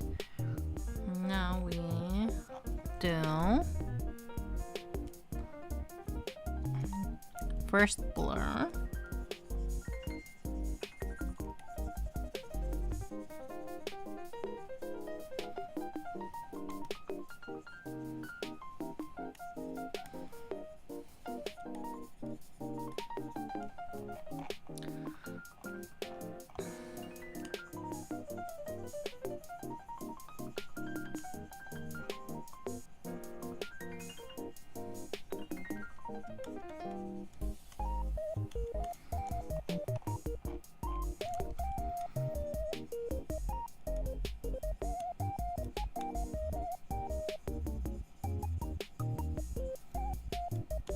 I think another reason why I'm kind of going like I'm not being so aggressive with the coloring with the shirt is because I know it's like going to be textured, so I kind of want to kind of like let it kind of the shadows that I've kind of made like as like a reference, but like also kind of let it go everywhere.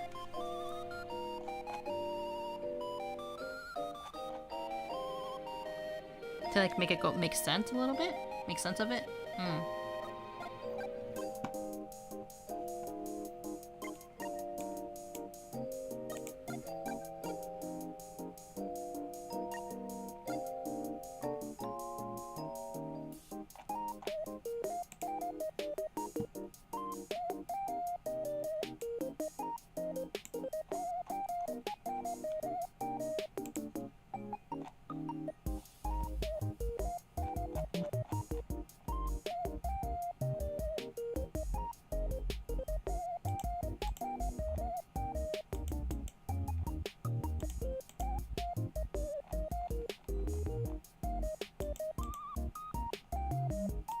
Okay, now that we got like that layer, we're gonna try to do kind of like some of the sweater shadow details, I guess.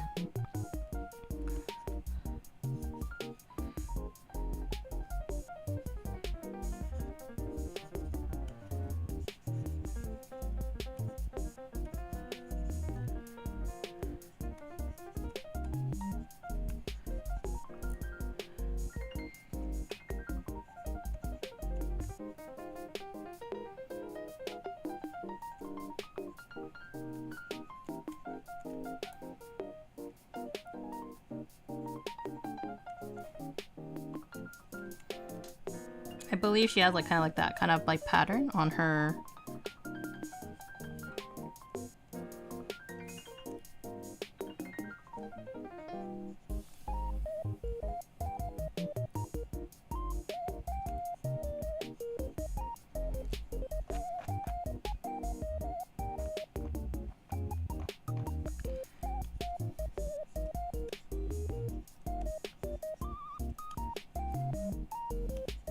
Kind of like that, you know?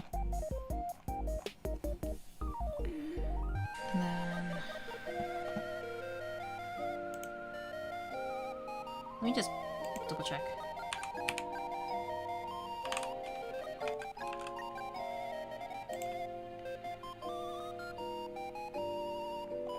Drink water, you dehydrated bitch! Hi, Juice. Thank you for the reminder to hydrate. Make sure you stretch out.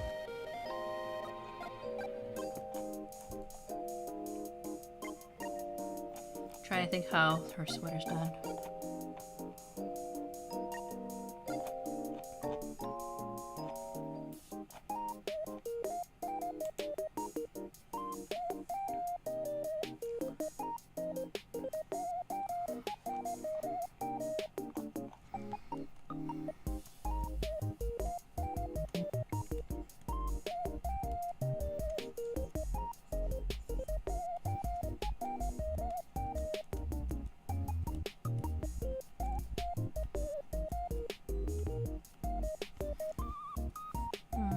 Also, thank you for reminding me to stretch.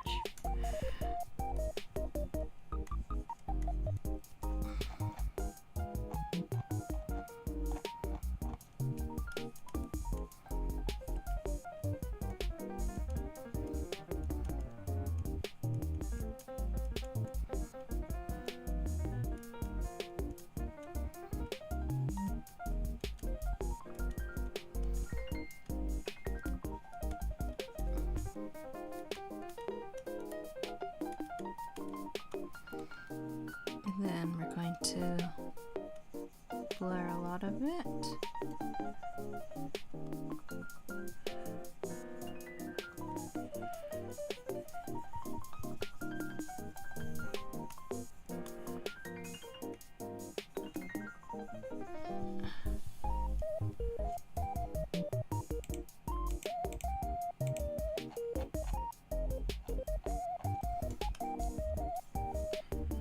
Then I'm gonna see if I can add texture to the clothing.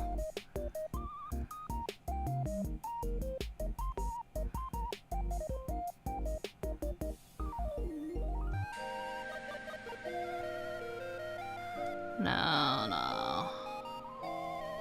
Yeah, I have like all these like clothing, like textured stuff. Oh, that's stockings. I was like wondering what this is.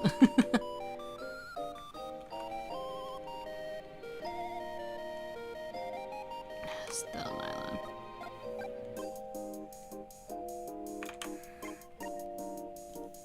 I was always wondering when these textures would come in handy.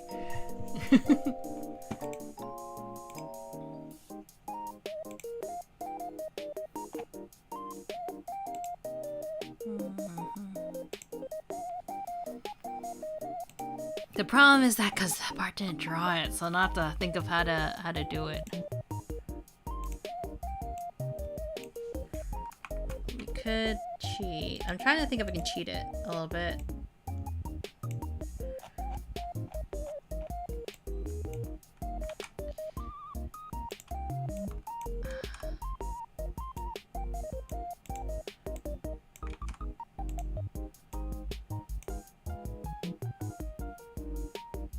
That kind of worked, but I'm kind of like,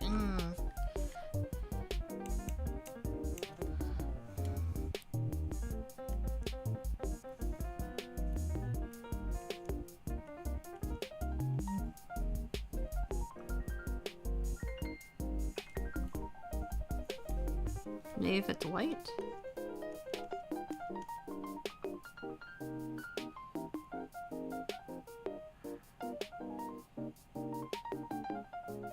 Trying to think how to do this. It's like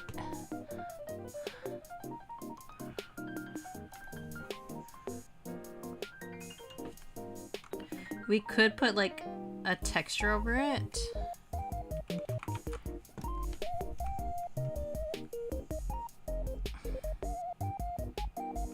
But it's like, what texture do I put over this? Obviously not that.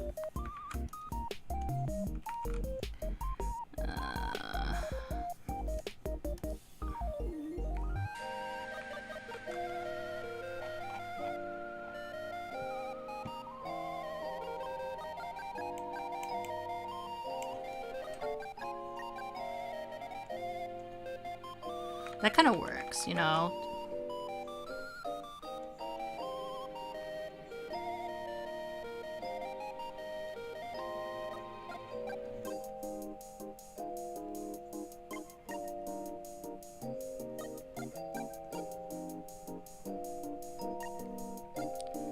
Like, there's like some sort of texture on it, but you're not entirely sure. Kind of curve it up.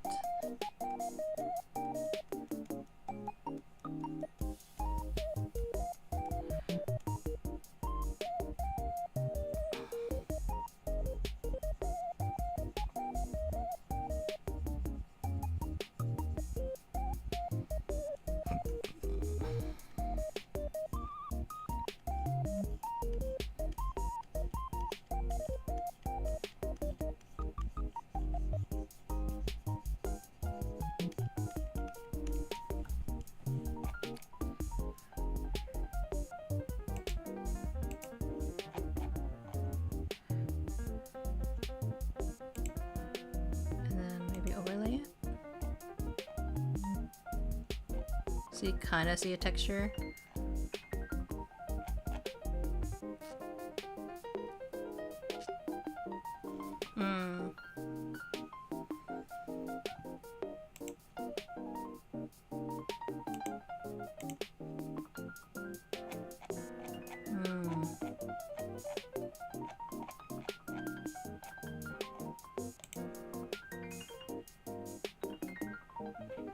The problem is that she has so much texture on her sweater.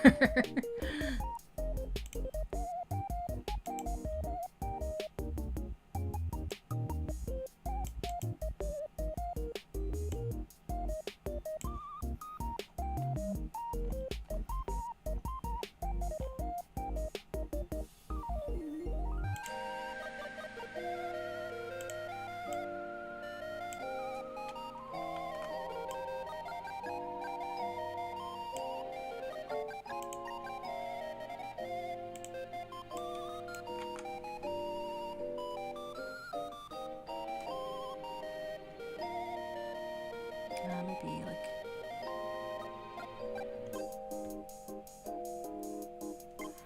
Okay, let's go like that, maybe.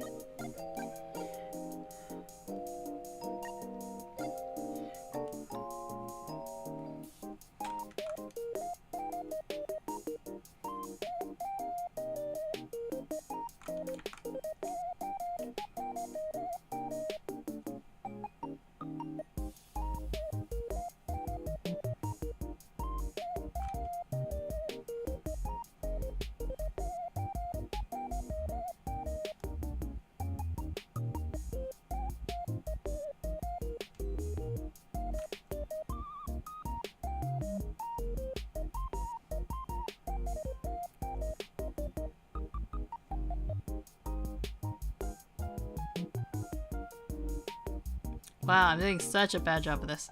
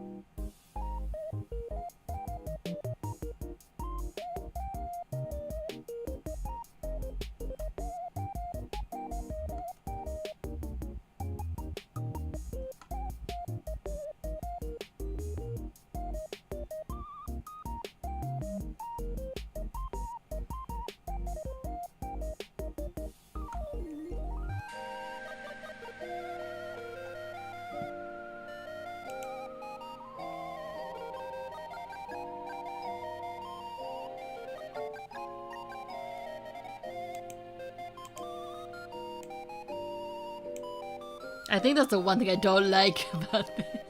Manager slash art even like the critics don't. Looks pretty good one. Thank you. I'm having trouble with like doing the sweater detail. Cause Bard didn't draw it. So I'm like, I'm stumped. I'm a little stumped how to do that detail a little.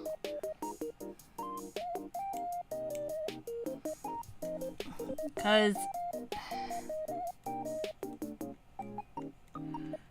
I can maybe get away with this, maybe?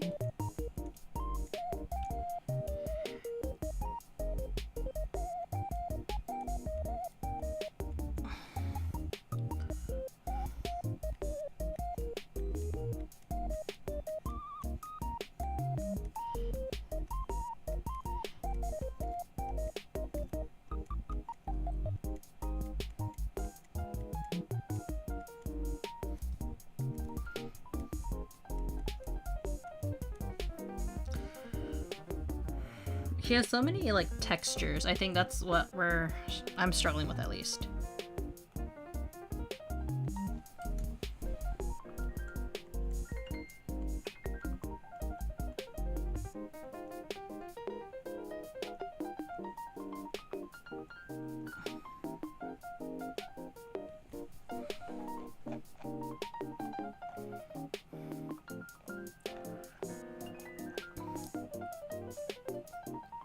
Yeah, texturing isn't my strong suit either. I tried to do a cheats to try to get around it a bit.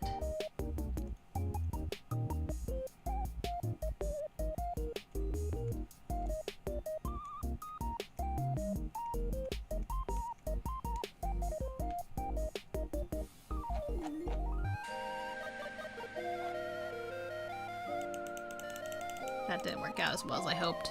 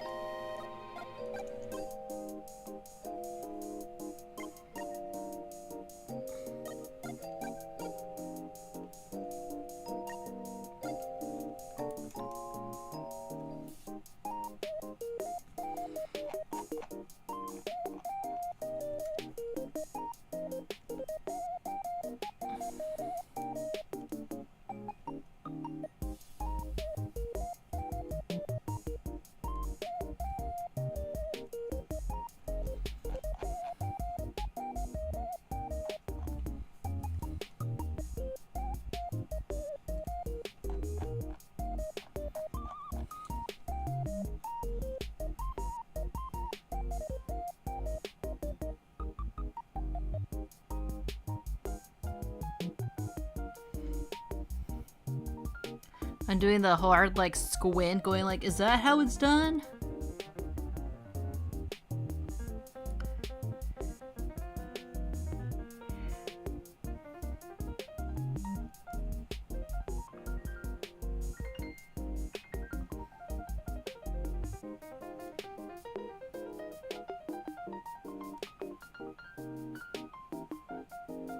It's like braids, and I'm just kind of like, how do braids work? That's my brain's doing right now.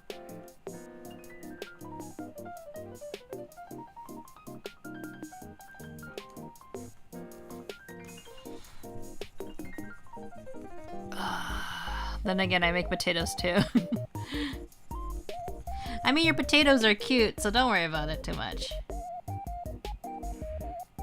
Let's see.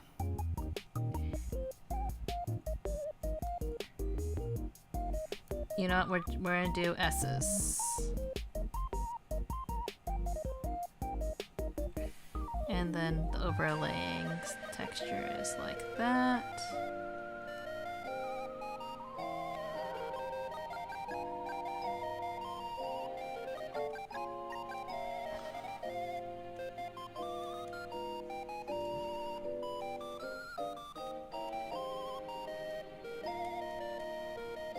No, that's still not right. You think with like years of sewing, you like, I would understand texture.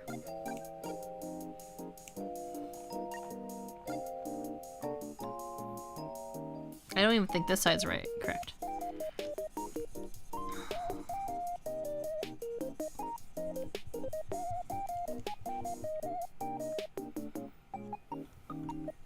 I am on bases that I collected, but I got my new computer built, so I want to try Zona and get comfortable. But yeah.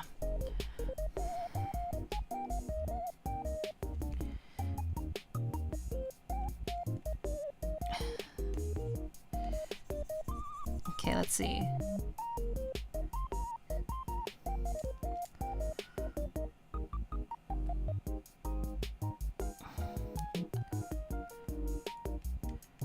Okay, so 1, 2.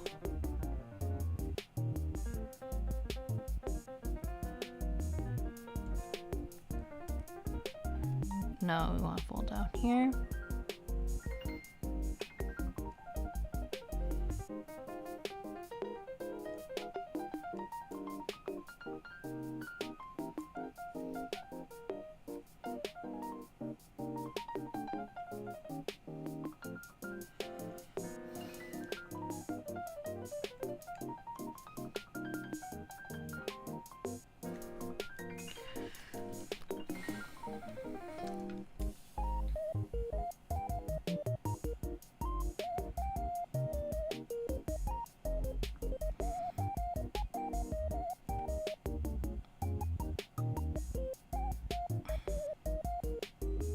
Okay, so let's start with this, right?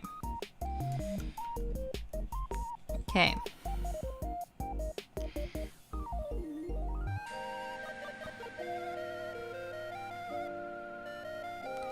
Curve.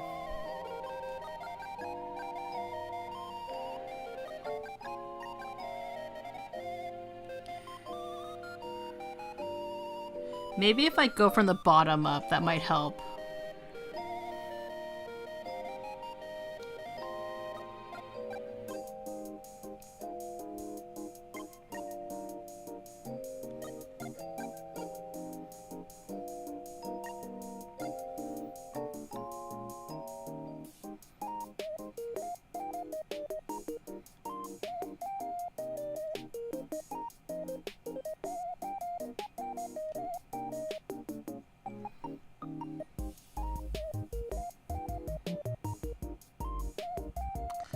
I'm still messing it up because my brain is not like understanding how this works. And I think it's because like it's a bunch of like white to me. So I'm gonna need to draw this out.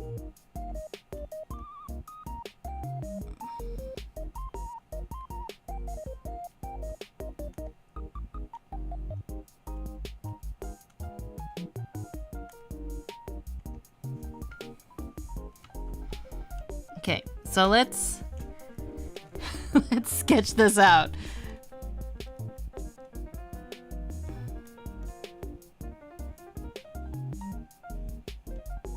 Like that. Because my brain is like getting confused.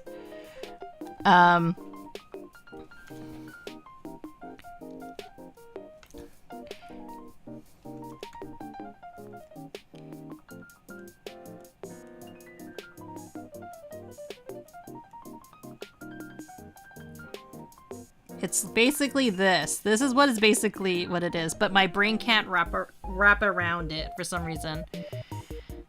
I think, right? No, it's upside down.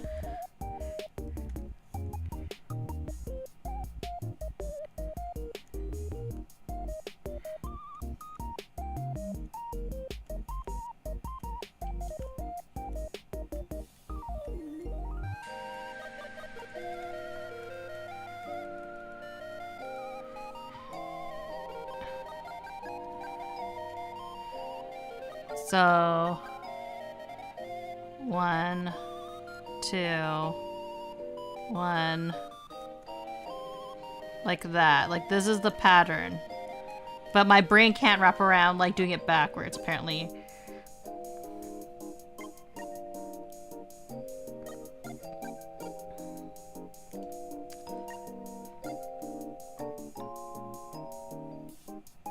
Okay, let's.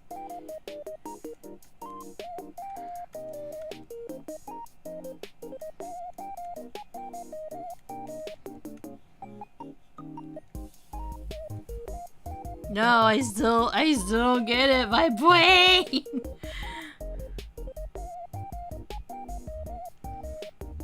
Okay, I think maybe if I just do it in different colors, it might help.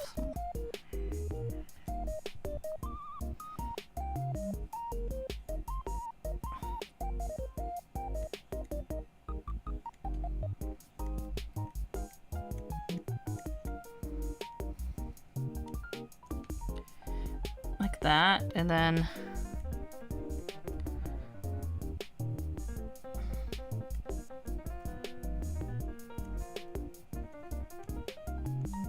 like that.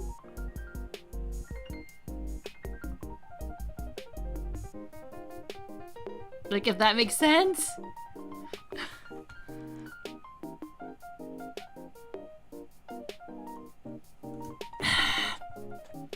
I'm gonna get so mad at Bart tomorrow. I'm gonna be like, why didn't you draw it?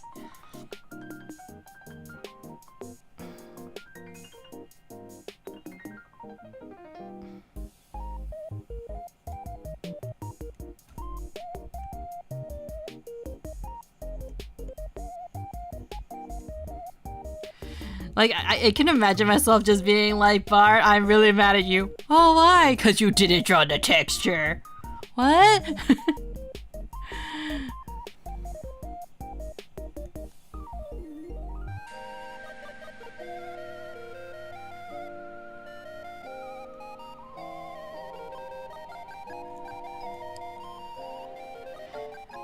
Because it's supposed to be a braid. I don't know how to draw a braid. That's the problem. Like, I cheat when I draw braids. Basically. Like, because I think I'm imagining like 3 strands. I know that logically, there are actually... I'm imagining 2 strands. There's actually 3, and I can't... my brain is just having trouble recognizing that. And I'm getting, like, very frustrated right now. Like, unreasonably upset.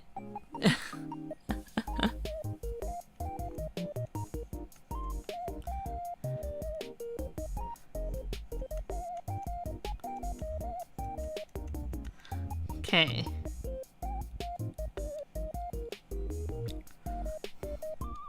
Okay, so that's...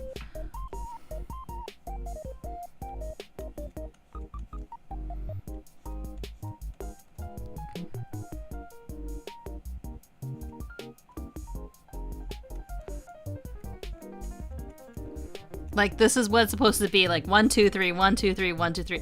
I have a hard time understanding it. I draw it out like a lion flow and then crochet the hair, yeah.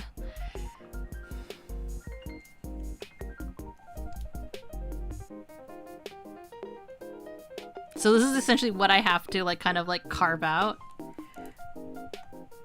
But my brain is like having a hard time understanding this. And so now I'm gonna get mad at Bart. Because he didn't do this. He's gonna be, oh, I'm sorry, I didn't mean to. And I'm just like, it's okay.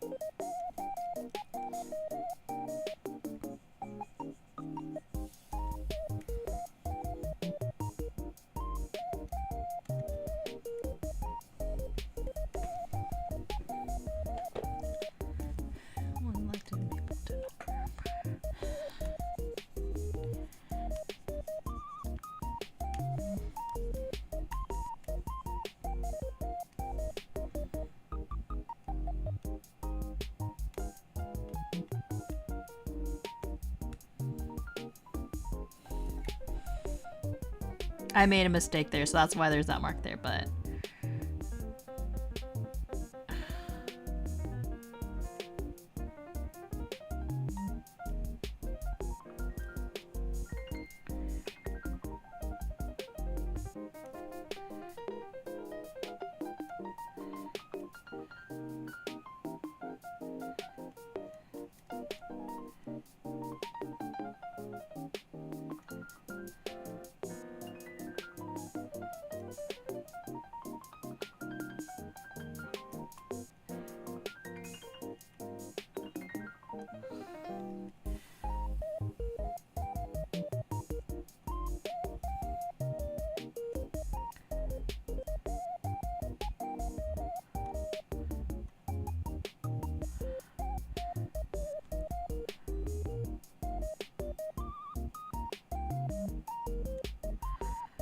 I'm so focused.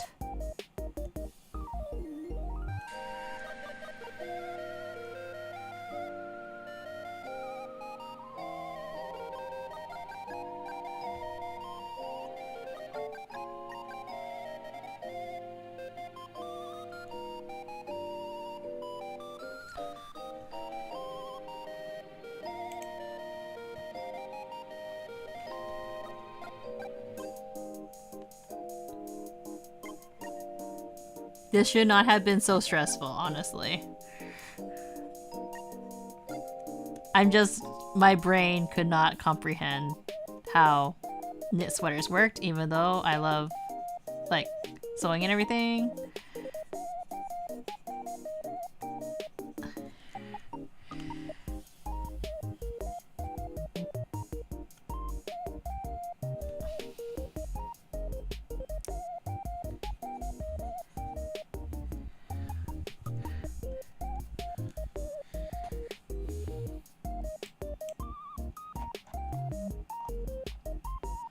Now to just replicate it on the other side. Since you started, you could copy and paste the set layer, lower transformation as a guide. Yeah.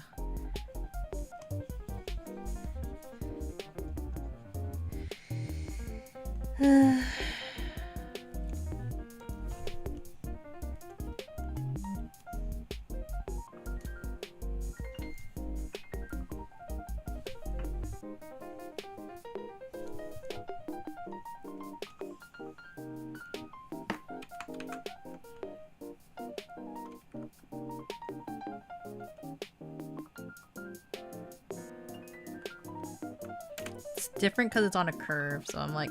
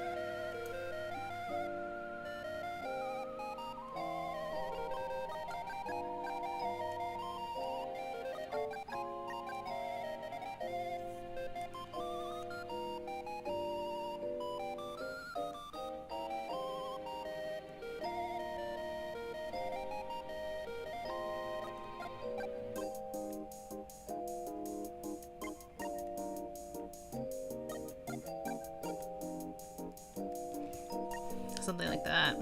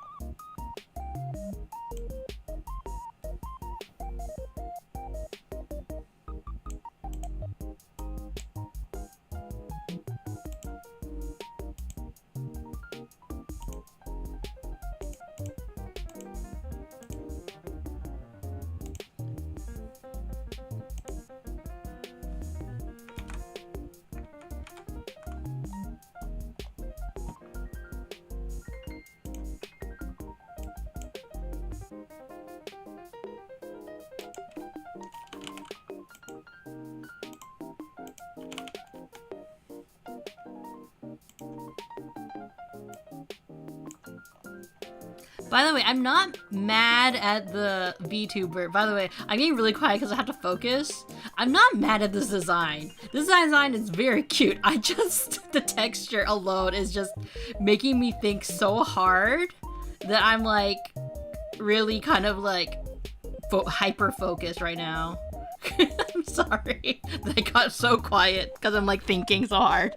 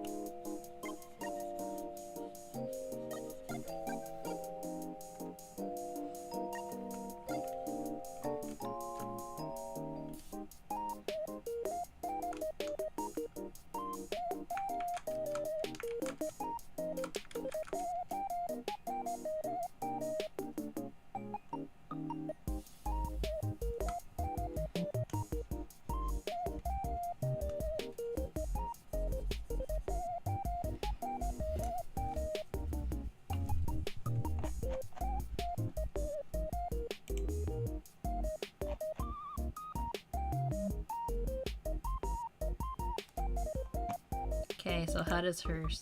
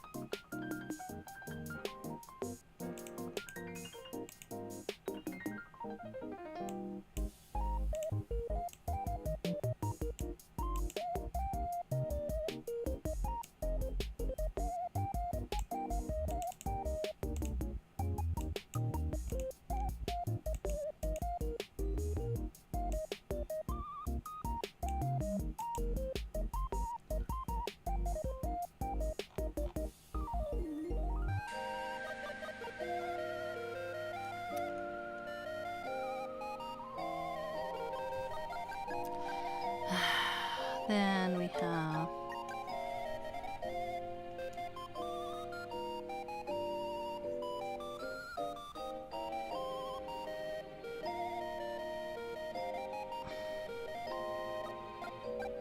I like how like I'm imagining giving like Bart a very strongly worded email going like, why would you do this to me?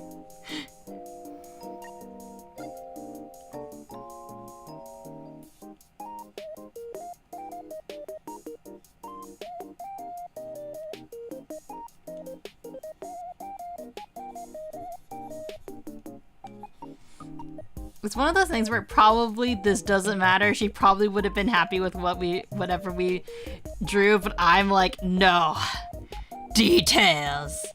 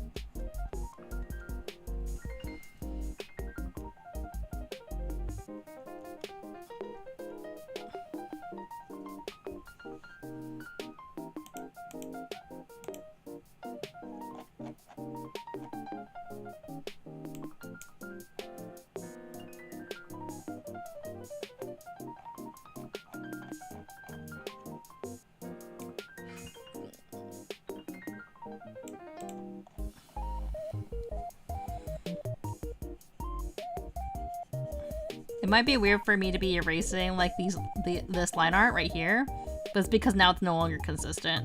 Because he didn't draw it for the other ones, for like on the sleeves, so now I have to erase them.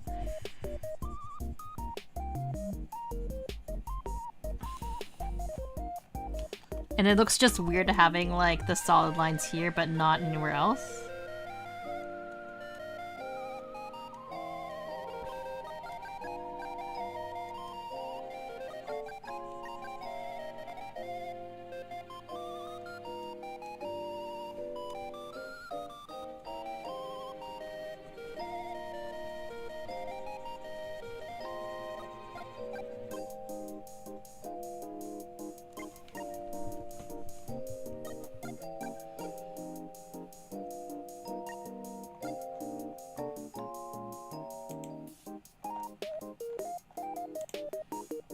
And then what we'll do instead is that we'll sketch them in.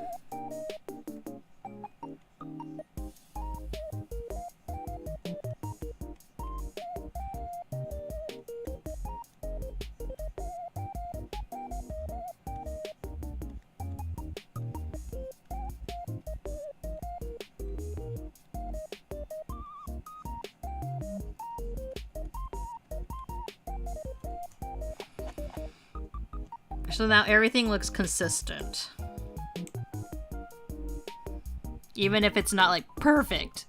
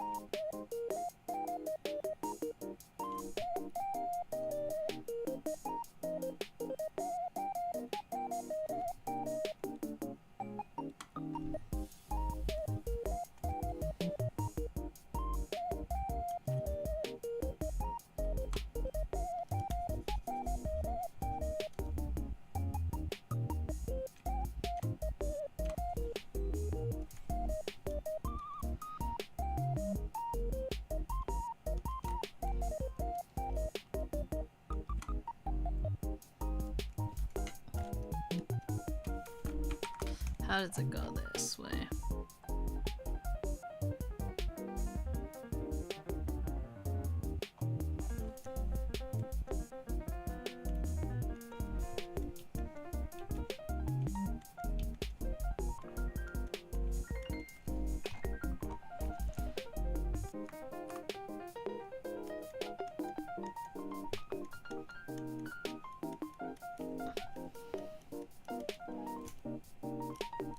How to tell this wasn't done by AI, how much I struggled with this.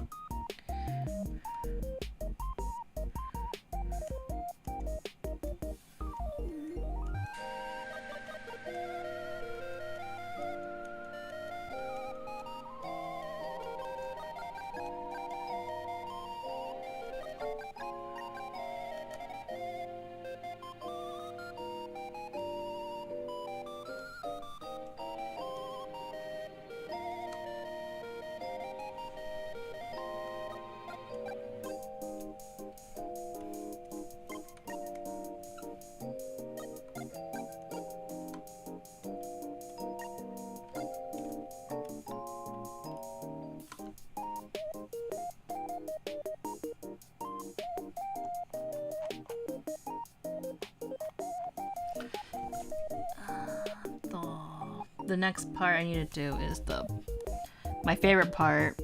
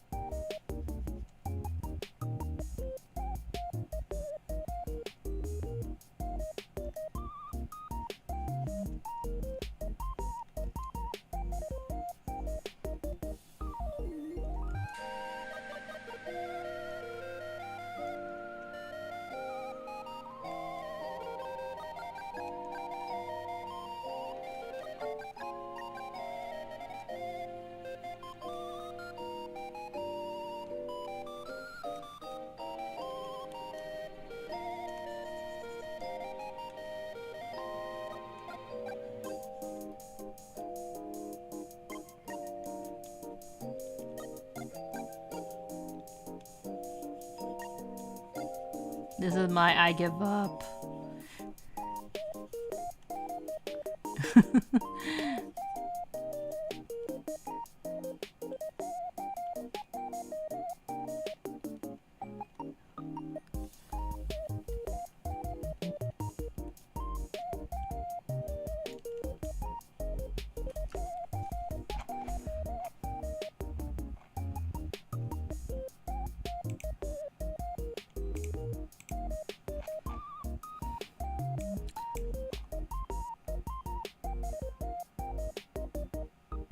Like, and with all things considered, can you really tell?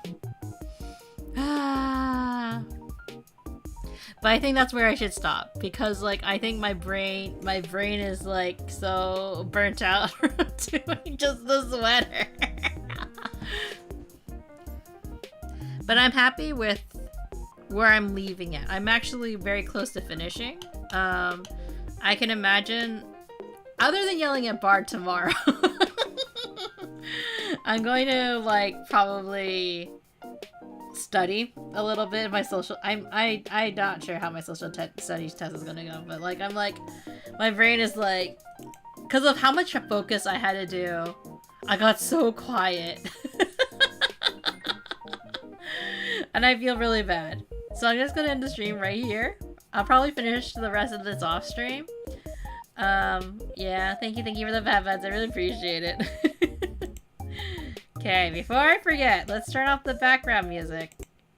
Hopefully that worked. Drink water, you dehydrated bitch! But yeah.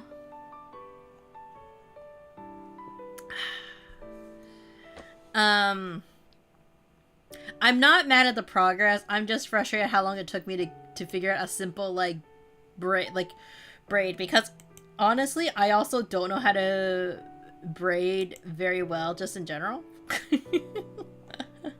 So like it's like a mental struggle to like get through it all. But anyways, time for me to raid. Let's raid into Illyria. I hope that everybody has a good day, good morning, or good afternoon. And I will see you guys all next time. Goodbye, everybody.